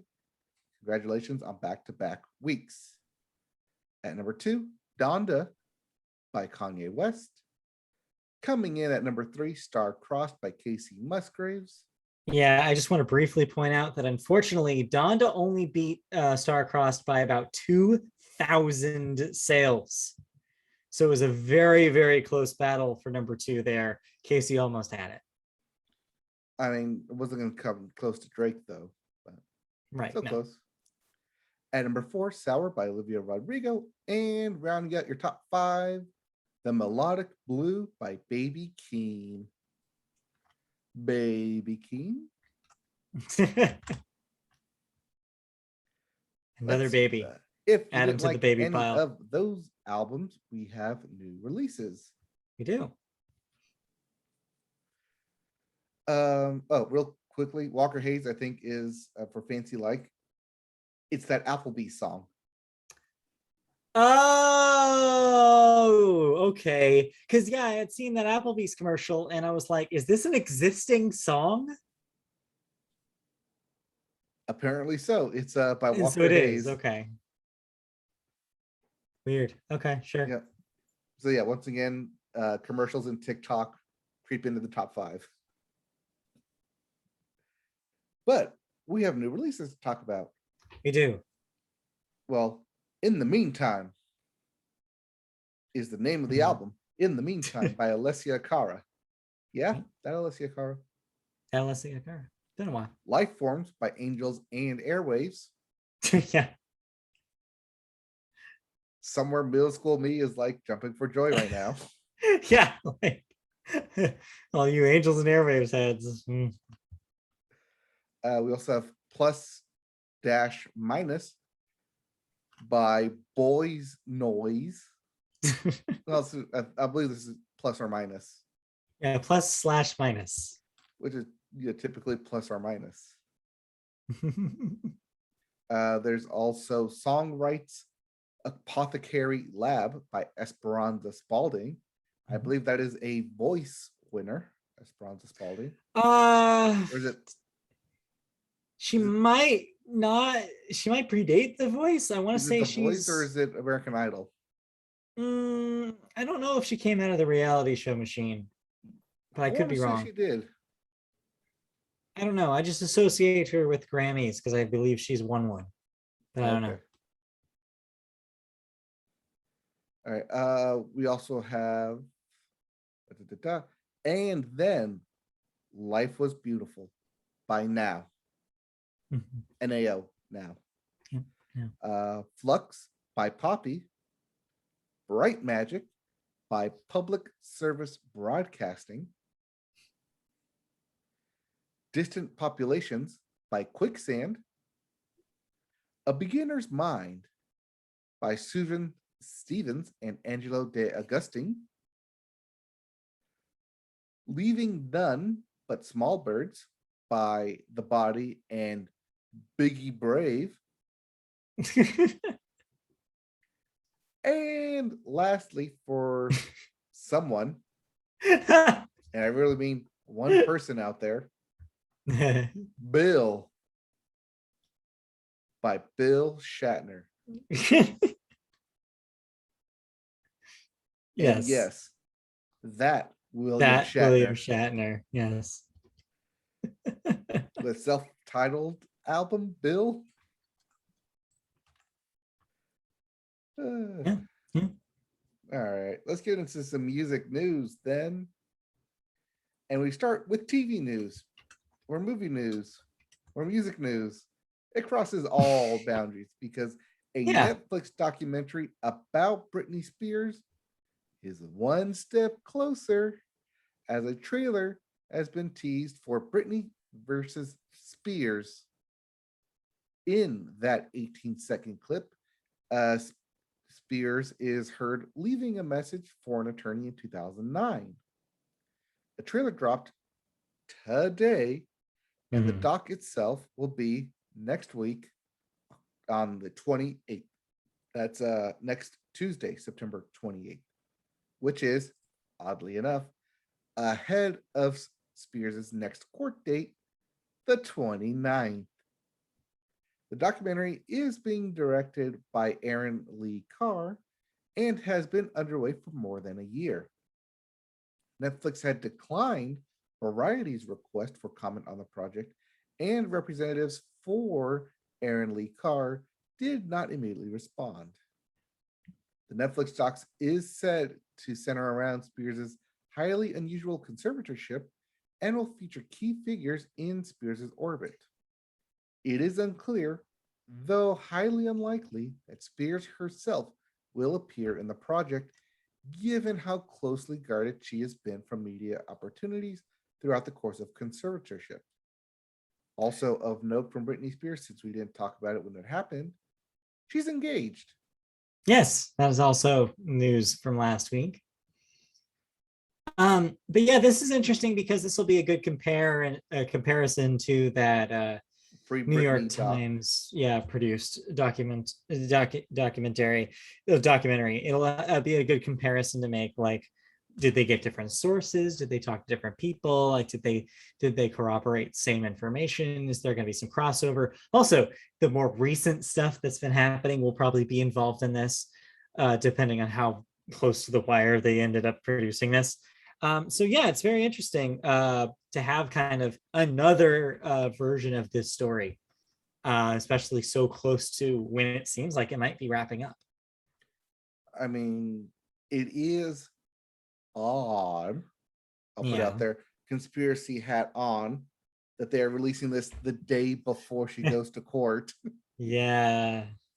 Hoping to get like that Twitter hashtag trending to get people to watch it, and two, to get the media behind it. It definitely feels like a strike while the iron is hot move, for sure. I mean, I don't want to say that it's a ploy, but tinfoil hat me says it's a ploy. We try not to listen to tinfoil hat me that often. Try not to. Because even that tinfoil, well, it looks bad on you. Broken clock is wrong twice a day. More than that. Wait, was it? No, a broken clock doesn't work on Mars. That's what it is. Yes, that's the saying. That's the saying. Anyway, right, so yeah, Britney Spears will be in court next week, and we will have more on whatever comes from that. Hopefully, something solid as Britney Watch continues, and slowly but surely creeping up to be our story of the year for music. Yeah, it sounds like it. Kind of has to be. Anyway. Something we won't be talking about for very long is R.E.M. Yeah. Not because one of their members died, but because they're probably not going to get together, at least anytime in the next 10 years. Hold on. Did I miss something? Did a member of R.E.M. die? No. But Michael Stipe is kind of dead to the band. Michael Stipe. Michael Stipe. No, he's not. They still get along. Anyways, read the story. Yeah. Michael Stipe doesn't have encouraging news when it comes to ever seeing the rock band together ever again. In a new interview for New York public radio station WNYC, Stipe was clear about his take on the future, or rather lack thereof. Quote, "We will never reunite."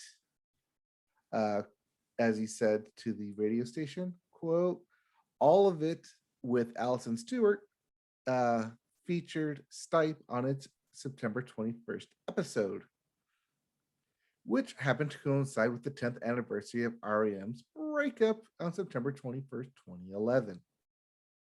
Why not take the route so many bands of yore have chosen, from Kiss to Pavement to Swedish House Mafia?"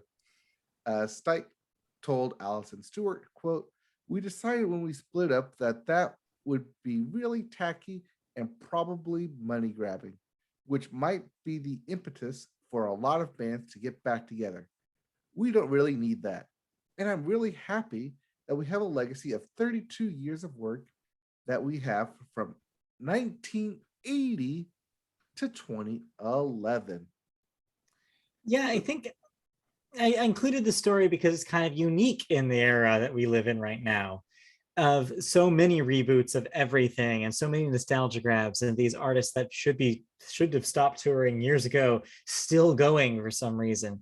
And so it's actually kind of a breath of fresh air to hear Michael Stipe be like, yeah, we don't need it, we're not interested in it, we don't need to do that again, we did it, we had a long fruitful career, there was a time for it, and now we're done. And I think that that's good. I think that artists should be able to say I'm done and not be pressured to come back. Right. I mean, you don't need bands from the 90s doing like lawn concerts for people to go see. I mean, yeah, it just would feel stale and unnecessary. I mean, who would it even be for? The band, the Yeah, I guess. fans, the I don't know. kids, I mean, the there's a nostalgia version of me factor. that, yeah. No, I mean, to be fair, there is a version of me, and I'm sure a lot of these people are out there. There's a version of me that would be thrilled to be able to see REM because I wasn't able to see them when they were touring. And yeah, I mean, yeah, that would have been pretty cool. But again, I like to live in a world where artists have the choice and don't feel like it's a necessary thing to do everything over again when they're much older than they were back when they were getting into a van and touring. It's different when you get older, and it's, yeah, I don't know, it just does it. I support his decision and the band's decision to just be like, you know what, not for us. Now, it's not to say they'll never play together again. I'd say like a Grammy stage or like a tribute concert. Yeah, but probably not is what it sounds like. Yeah, I mean, he's saying no to touring, not no to like one-offs. Right. Because like there's can always be a benefit concert, like the COVID benefit in like New York and LA. That, hey, maybe if you want to join for a day and see them live, one chance.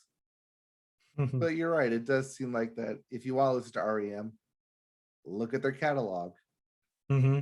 Go buy a record player. And if you haven't, then you should, because they're really good. So there you go. Here's my PSA. Yep. All right. So with that, let's get into some music thoughts, shall we? And Yeah. I listened to an album. Did you listen to this album? I also listened to this. I was typed this hoping that you also listened to this. So, of course, the big release of last week was none other than the debut full-length album by Lil Nas X, Montero, named after his birth name, of course, of Montero. And yeah, it's out. It exists. It's real, and it's pretty much what I thought it was going to be. It's poppy. It's a poppy rap album with occasional moments of genre experimentation, but not a whole lot, not enough to drown it out.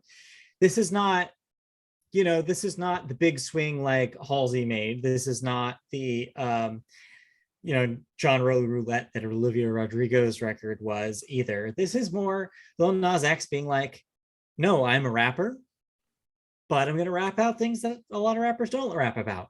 I'm going to rap about specifically his sexuality, what it means to be gay in hip hop. He's going to rap about like personal stories about his upbringing, about his reaction to his fame, about the feelings he gets as a performer, about whether he thinks he's doing a great job or whether he has doubts about his career sometimes. And it all comes across as really genuine. It all comes across as really as really solid. I think it's a really solid debut. Do I love it? Yeah, maybe not, but it's maybe not for me.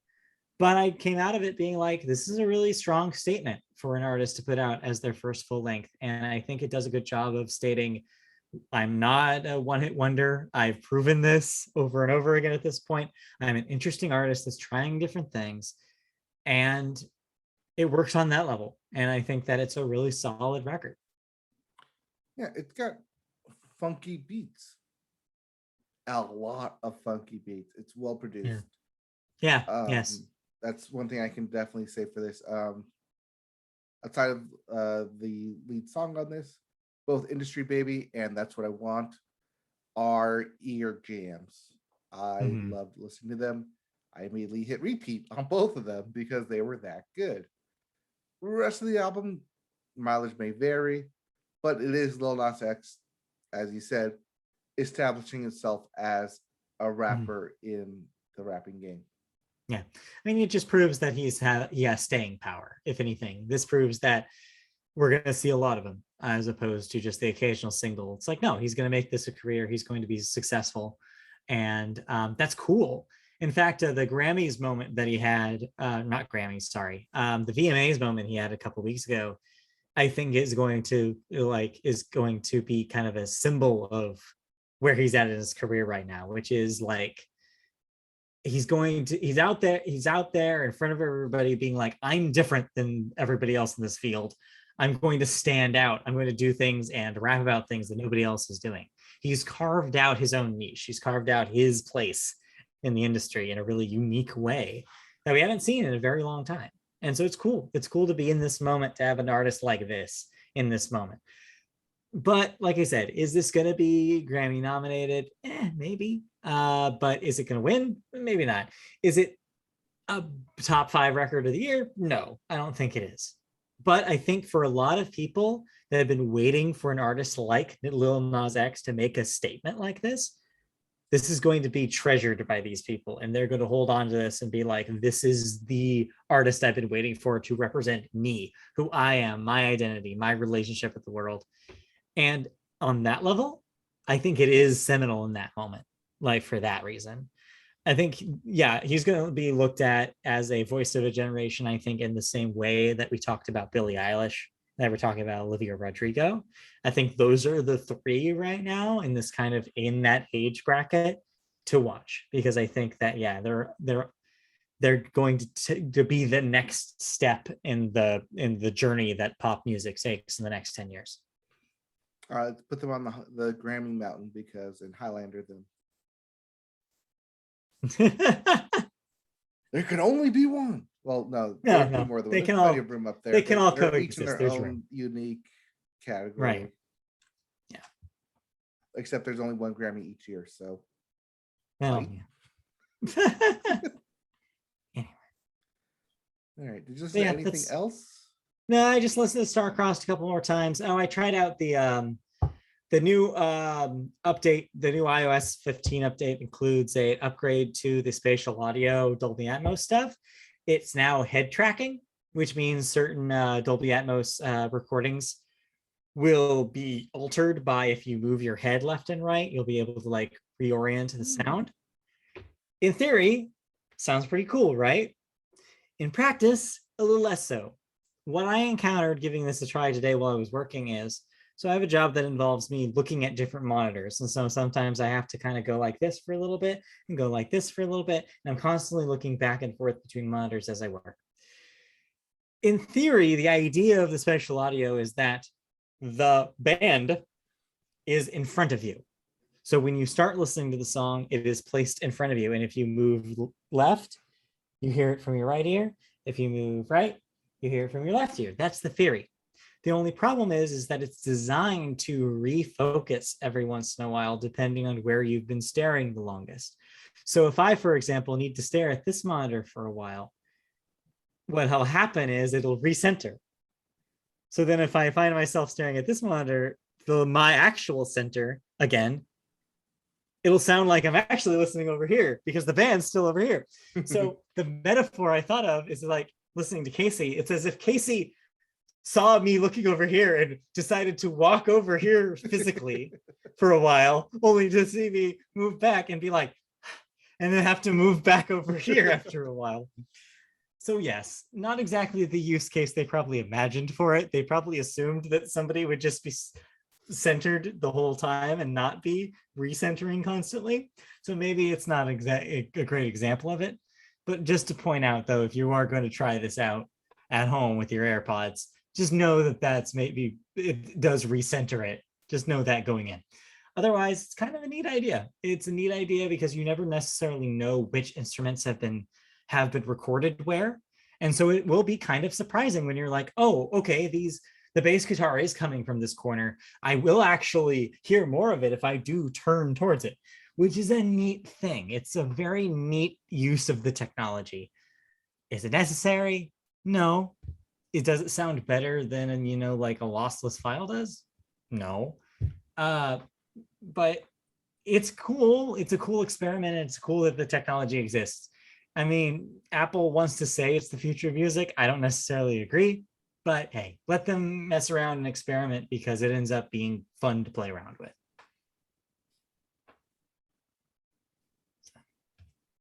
So we'll hear more when you get your head on straight. I suppose so. But yeah, that's all. Kind of just waiting for see what comes out next week. In the meantime, let's mosey on over to video games as we head into wrapping up the podcast, and we start video games with new releases. And if you didn't play it the first time around, that's okay. You can play the definitive edition, or rather, Director Stranding, Death Stranding, Director's Cut for the PS5. No, the Director Stranding Death Cut is the original version of Justice League. Anyways, we also have Dragon Ball Z: Kakarot for the Switch. This has already been out for other systems. Right. Finally making its way to the Switch. Lost Judgment for the PS4, PS5, Xbox One, Xbox Series X. The last game in this Judgment series? Question mark? Yeah. Diablo 2: Resurrected for the PS4, PS5, Xbox One, Xbox Series X, Switch, PC. If you got it, you can play it. It's Diablo 2. Yeah. Resurrected. Remastered, essentially, is what that means. Yeah. Diablo Resurrection. Diablo 2. Get it. I never played Diablo 2. So I was actually, when they announced this, I was like, maybe this is when I try Diablo 2. I hear it's good. I remember Diablo 3 being like the big seller for PS3. Mm-hmm. PS3 or PS4? That was a PS3 game, I think. PS3, it was on the cusp of the new generation. I think it was on both. Right. Oh, it was like, you can play the new one on the new system. Because I remember Diablo. Because I remember when PS4s were still hard to get your hands on, when they were just demo units prior to launch. That was the one year that a friend and I went to the GameStop Expo in Las Vegas, and they had kiosks running Diablo 3 on PS3s next to the PS4 kiosks. So there's also Sable for the Xbox One, Xbox Series X, and PC. Sable is that game that has the score and the soundtrack by Japanese Breakfast. Delicious. That's that game. Yep. There's also Agatha Christie: Hercule Poirot - The First Cases for the PS4, Xbox One, Switch, and PC. Sorry, new generation. Not quite there yet. No mysteries for you. There's also Ghost Runner for the PS5 and Xbox Series X. Lemnis Gate for the PS4, PS5, Xbox One, Xbox Series X, and PC. New World for the PC. And lastly, Outer Wilds: Echoes of the Eye for the PS4, Xbox One, and PC. So that is an expansion. Right, to the Outer Wilds. All right. Moving into our first video game story. And we go back to the Twitch well, because after months of strong words, the National Music Publishers Association and the live streaming platform Twitch have announced an agreement to work together in order to build productive partnerships between the service and music publishers. While the arrangement falls short of a licensing deal, it is at least a step forward towards a more productive relationship between the two entities. The deal follows months of of aminosity of aminosity towards Animosity, yes, animosity animal ferocity. towards the Amazon owned streaming platform from the NMPA, along with other industry trade groups, including the RIAA and the Recording Academy, over what they deemed its failure to secure proper sync and mechanical licenses for its soundtrack tool, as well as, quote, allowing and enabling its streamers to use our respective members' music without authorization in violation of Twitch's music guidelines, among other claims.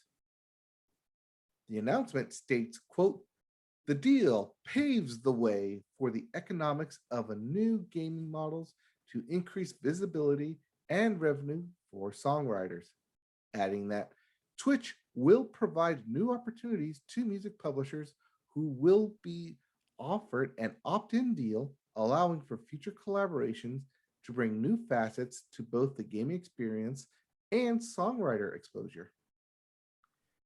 It also says that Twitch has created a new process that participating music rights holders can opt into to report certain uses of their music, to address when creators inadvertently or incidentally use their music in their streams. Once again, that's an opt-in policy, but it's a half step in the right direction. So yeah, this is a very long-winded story when basically the bottom line is that at least the Publishers Association is playing ball and is interested in working with Twitch on a solution, because what it seemed like for a long time is that they were just going to be like, Twitch, do something about this, take care of this, stop them from using our music.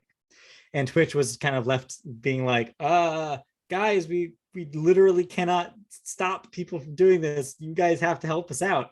And so, yeah, so at least coming in and like making some sort of changes and introducing some new like rules will help. But ultimately, what matters is to the creators on Twitch who are left kind of in the air right now about like whether or not they can use music yet. The answer right now is still no, unfortunately. Although there is like a little lighter side to this. One of a fun viral clip that's been going around the last week has been in the new Life is Strange game, True Colors. There is a mode that you can turn on to replace licensed music with non-licensed music for if you're on Twitch. Just Google it. There's a clip that's been going around that's very funny. But yeah, and so, but until there's some sort of agreement here, until some sort of licensing agreement happens where Twitch creators have an option, there's just going to be more of that, more weird awkwardness about like takedowns happening and games having to put alternate music modes in like this when they really shouldn't have to. So I hope that there is some sort of conclusion that's reached here. I hope that this is a deal that really does pave the way, as they're saying, for something to happen, because right now creators are getting frustrated with the fact that there hasn't been any movement on this. I mean, this is part like we want to play ball by the publishers, but also Twitch. I mean, back up here real quick. And let's just concede that Twitch won the streaming platform here because Mixer is no longer a factor. I mean, I feel like there's still probably creators who rely on YouTube, but Twitch is just so massive that it's hard. Yeah, it's pretty much the de facto place. Right. So this is kind of like I feel it's more the recording publishers saying that we give in, you're owning this space, we're willing to play nice now, more than it is Amazon and Twitch being welcome back to my table. Yeah, for sure. They have the upper hand. Like I said, Twitch in this situation is more like, I don't know, you kind of just slapped us and then said like, fix it, and didn't tell us what to do. Yeah, so. I mean, we're going to get eventually to where it's going to be okay. Hopefully. I hope that there's some sort of solution. It's not towards Amazon, but until then, what's the Yeah. alternative? Google. Yeah, I don't know, but it's just a weird kind of no man's land right now. And so hopefully they'll come to the table and figure something out. Hopefully. All right, let's get into our second story. Yeah. And we talked about it last week. We hinted about it. It came, and we're here to talk about it. PlayStation finally had its showcase. And boys, it wanted to talk about. Yeah, they went through some heavy hitters, pretty much everything that they needed to talk about, they brought up, and with a few surprises as well. Yeah.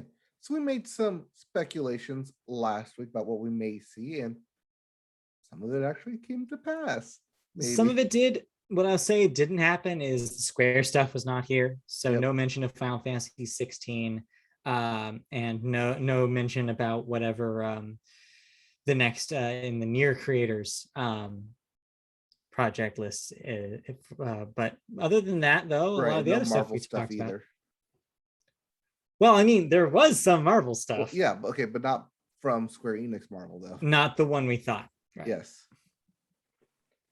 All right, so we'll start in order of how this trailer went, and we started with Knights of the Old Republic remake. Yes, that's right. The beloved KOTOR game Yeah. is coming to the PS5. So it seems like this may be a temporary exclusive. I guess people later found out that there is a plan for a multi-platform release, but it may be a release window exclusivity thing happening here. But yeah, people who loved that game back in the Xbox, yes, original Xbox era, it's cool that it's coming back, and it'll hopefully introduce to another generation, aka me, who never played either the first or the second game because I didn't have an Xbox.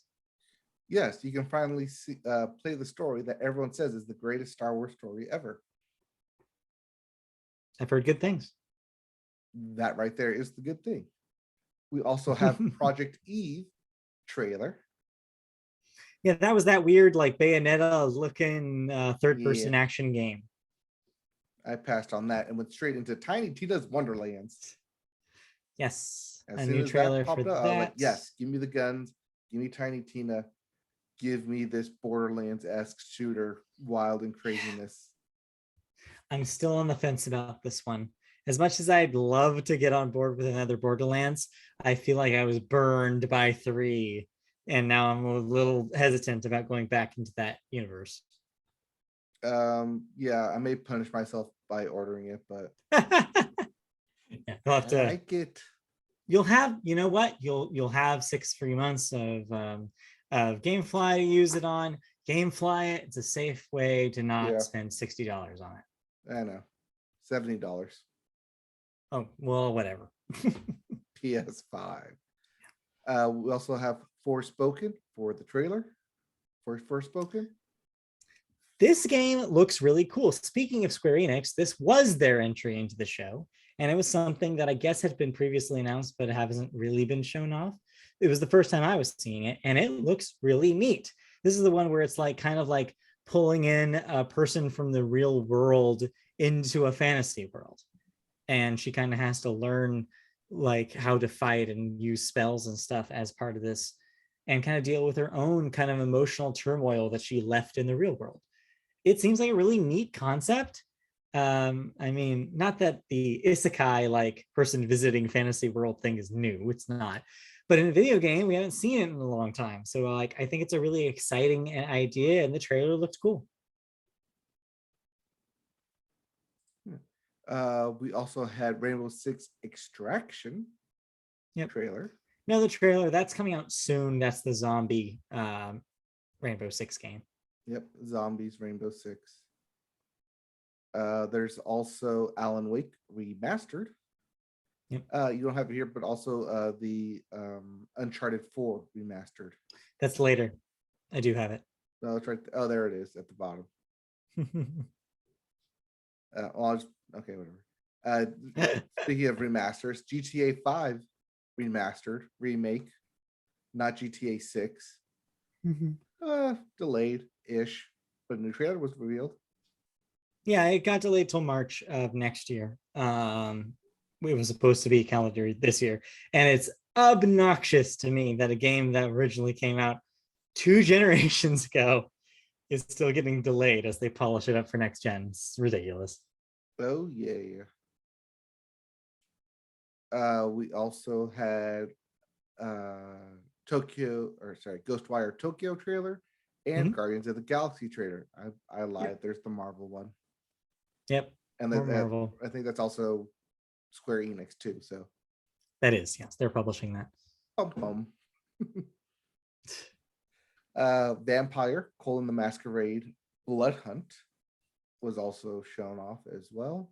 Yep, another trailer for that. That's the battle royale set, the Vampire the Masquerade universe. Yep, as well as the final Deathloop trailer because that just came out. Yep. We also had Radiohead Kid Amnesia, a virtual exhibition announced. Yes, apparently this is to coincide with re-releases of both their 2 albums, Kid A and Amnesiac. This will be like a visual like tour / thing to go alongside those releases. Right. The reissued album. Right. There's also the Chia trailer. It's an island animals. Yeah, this looks super cute, and they were like these 2 children on an island, and really colorful visuals, really cool looking game. It looks like a real maybe like a more gentle, less stressful take on a open world game, which sounds really cool. Yeah. And here's the port I was talking about: Uncharted 4 and Lost Legacy coming to PC and PS5. Yes. And then we get to the actual meat of this thing. Right. The stuff we actually want to talk about. Starting with Insomniac, as they announced 2 different Marvel games. That's right. Insomniac and 2 Marvel games. The first one being the one we knew was going to happen, the one we kind of hinted at last week. Spider-Man 2 officially announced. It's a coming.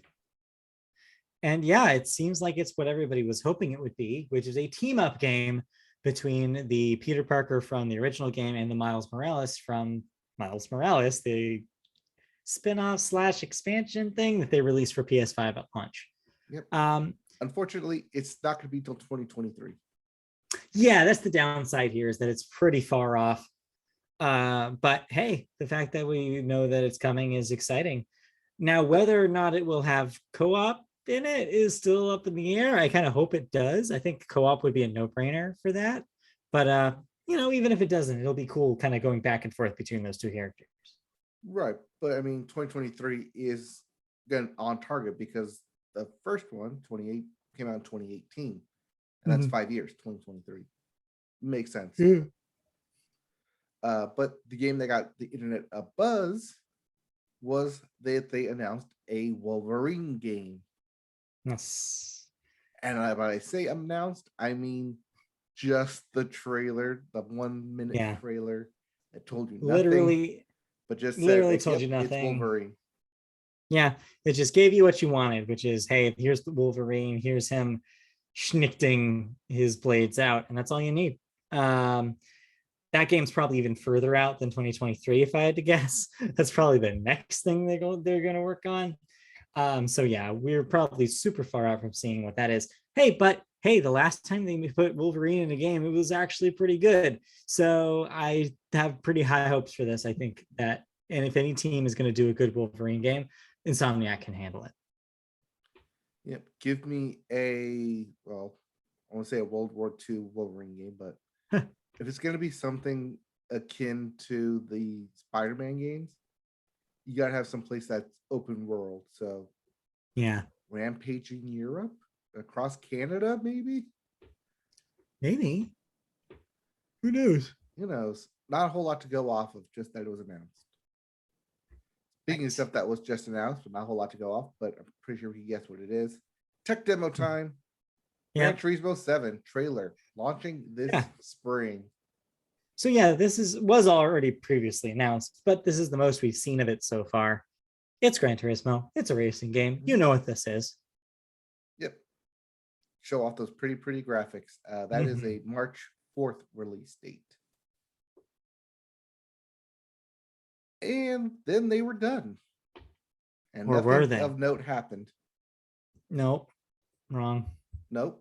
Oh, you're right. Yes, we have to talk about well, no, we talked about it last week, how PlayStation got really upset with the all right, I'll start being around the bush. God of War was announced. Well, it was again previously announced, but they showed off more of it than we've seen so far. Yes, God of War Ragnarok, the finale of the God of War Norse saga. And yes, I did say finale. The directors, both of them, came out and said that this will be the end. Kratos and Atreyu's story of Norse gods will end here with God of War Ragnarok. Is his name really Atreyu? Isn't that the band? Yeah, it's Atreus or boy or Loki. Boy. Yeah, I think he's just boy. Yeah, boy. Boy, Kratos and boy. Although he's grown up boy now. So how'd you feel about the trailer overall? I saw some people saying that they thought it looked too similar to the first game. To which I say, what are you complaining about? That first game was perfect. Yeah, right. Well, yeah, it will. From what I could gather from the trailer, it did look like it's going to be the exact same kind of premise of a full game in what's ostensibly one take, zero hard cutscenes in it. Right. Which is the one thing I loved from the God of War 2018 game. Yeah, it's cool. So more of that, more Norse mythology. But I did, like I said at the beginning, it did kind of make me upset that this will be the end of their time here in Midgard, Nine Realms, Norse mythology. To which I was upset. But then they gave their reasoning, and I couldn't be upset at them. Being that it took them 5 years to develop God of War.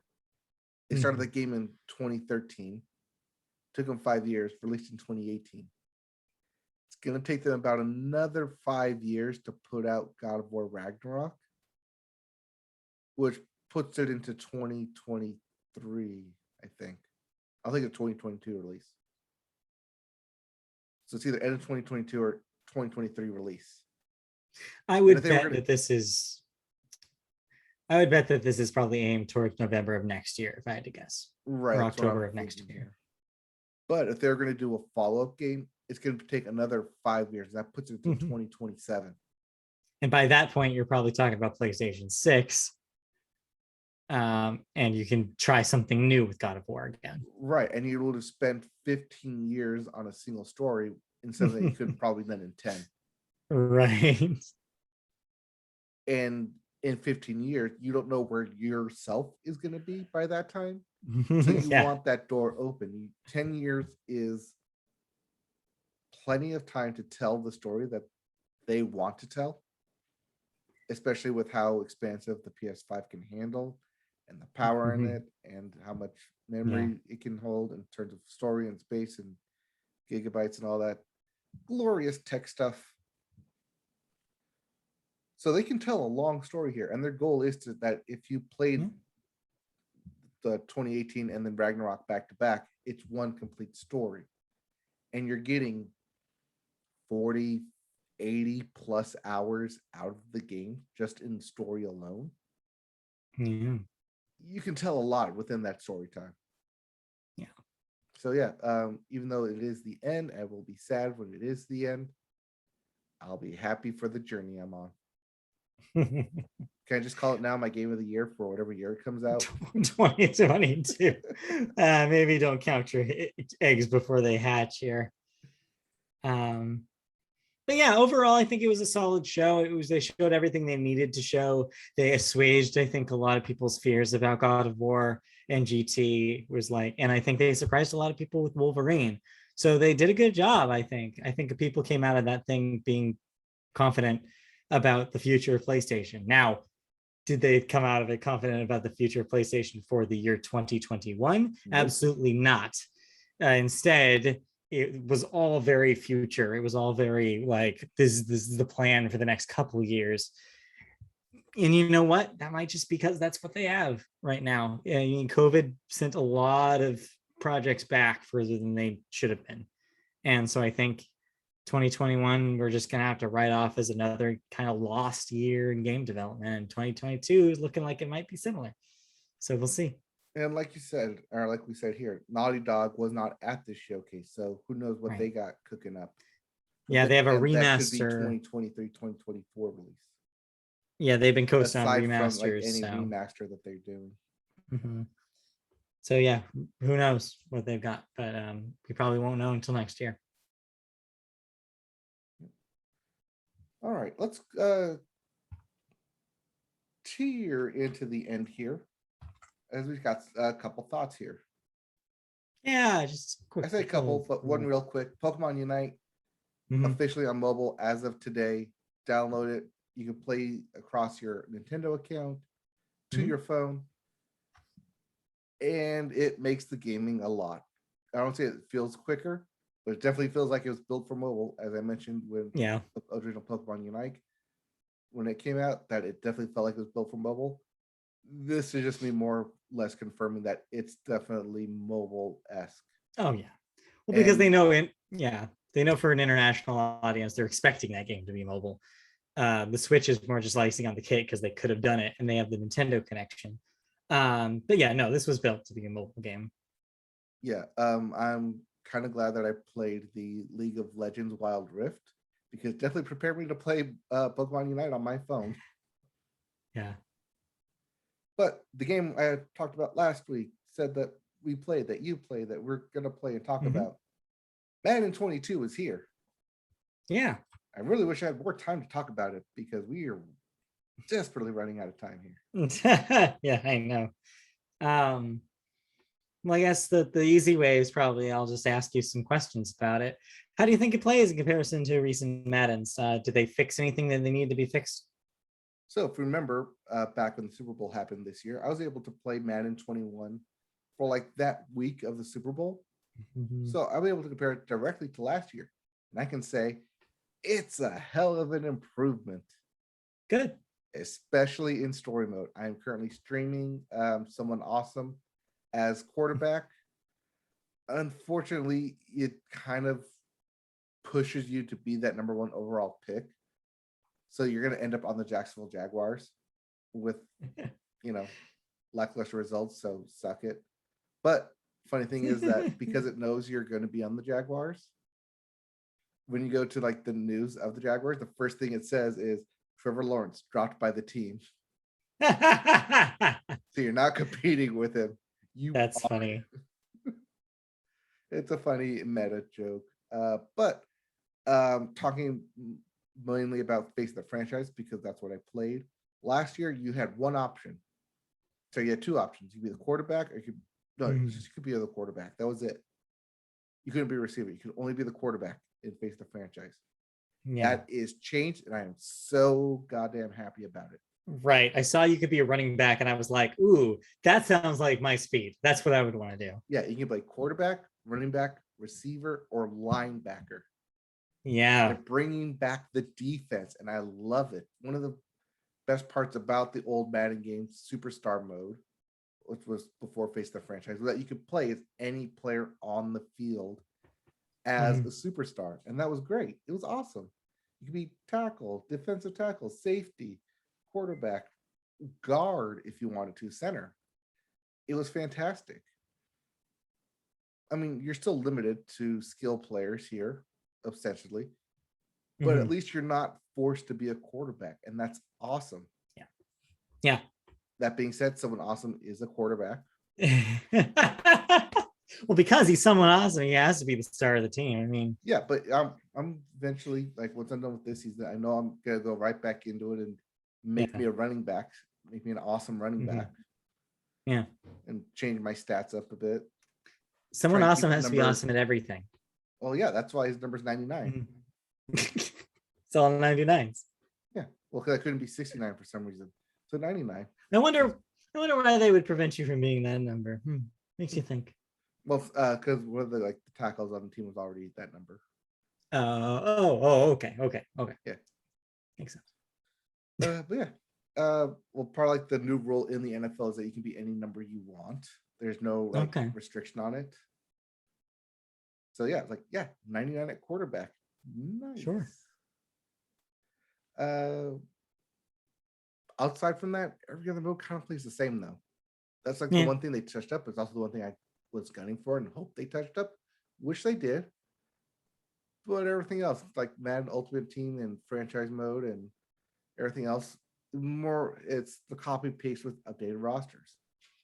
That's the vibe I got from playing last week, which is like, this just seems like last year's game with some tweaks here and there. Like I said, did you notice what I was talking about with the visual presentations? Like they Yep. toned it down a little bit from last year. Yep, it's still square, it's still blocky, but Yeah. it's still really bright and colorful. Mm-hmm. So do you have any other questions? I mean, that pretty much sums it up. I mean, that's Madden, right? It's the modes. The conversation is what modes are in it. How does it play? Did they fix the things that were wrong with it last time? And how does it look? I mean, really, there's not much more to it. If it's football, and I think a lot of people want football right now, and it's there for them if they need it. And I think that the better for worse thing about it being the only official football game in town is that you have to play it if you want one, because there ain't anything else. It's I it. mean, we constantly say that it feels like copy paste Madden for the past couple of years. It They is. definitely did a facelift on face of the franchise this year, so that gives it a plus in my book over last year. Yeah, for sure. But it's still not that Still sea not, change we yeah. expect from next gen Madden. Maybe that's next year. Who knows? Right. We'll see. But We'll see. If I mean, technically this would be my year to buy Madden, and I would not be upset for buying this game. I still think my 2 cents is I still think wait till next year, because by then hopefully it will be a full next gen refresh. Right, which by every 2 years, by the time we get to the following year, they will have perfected it. Hopefully, yeah. Hopefully, maybe. That's my every other year kind of stuff. Yeah. But with that, I think that wraps us up here, unless you played anything else. I played a whole hell of a lot more World Flipper. That's pretty much all I did. See, I was playing World Flipper a lot, and then Pokemon Unite came out, and I think that's just going to replace that. Sorry. How far did you get in World Flipper? Did you finish the campaign? No, I got to the desert. Okay, the so ship, you're the like pirate ship. Oh, so you're like World 4. Okay. I would say I got the first world of pirate ship, and then I okay. was like trying to level up my characters and other stuff. That is the level where I felt like it hit its groove. Like I feel like the storytelling in that game gets good once you start meeting the pirates, and they're fun characters. I like Marina, and where that story goes is fun. But yeah, I finished the campaign. And why I'm using quotes here around the word finished is because they're not finished with the campaign. I got to the final level and it literally told me, hey, go do something else because we need to update it with these new levels and we haven't done it yet. I'm like, great. So I got kind of kicked to do other events and stuff for a while. But the good thing is that they let you redo those earlier levels in the campaign in harder EX mode. And so I'm going through right now and doing everything again in EX mode. Yeah, I was going back and doing the EX mode when I realized that, wait, I should probably just like pay attention to the story first instead of doing that. Don't do it right away because it's much harder. Wait until you're... I did the first 2 and it was fine. And then got to third, I was like, oh, you died. Haha. I was like, damn it. Yeah, no. I basically I didn't have a problem with anything in World Flipper until I got to like World 5, I think. Then I started actually dying. In EX, I'm dying all the time to like the final bosses. Is really they make it really hard and make you need to grind the mana board to actually like do well. Right. Or like actually play and not auto it. Yeah. So I'm kind of experimenting with all the modes that it has right now. It just introduced just last week a new Necropolis like mode that lets you that's kind of like a challenge like boss rush mode, which has been interesting. It's been a challenge though. It's definitely way harder than I expected it to be. And yeah, I've done a lot more rolls. I've got a lot more 5 stars. I'm having fun with it still. I feel like I'm getting close to maybe burning out on it just because of how hard it's getting. I'm getting to basically end game territory where it's telling me like, okay, you're at the point where you just got to grind. And I'm kind of like, yeah, but I liked when this was a fun story-based game. And now I'm just like, all right, it's becoming more work than it is a story. But that's what happened with Kingdom Yeah. Hearts Union Cross for me. that became a seems like grind what happens to most and not story. gacha games. This is the fate of every gacha game, is that when you run out of story, you have to grind, and it kind of forces you into it. But next week, hopefully I'll talk about some new stuff. I have installed Psychonauts 2 on this computer.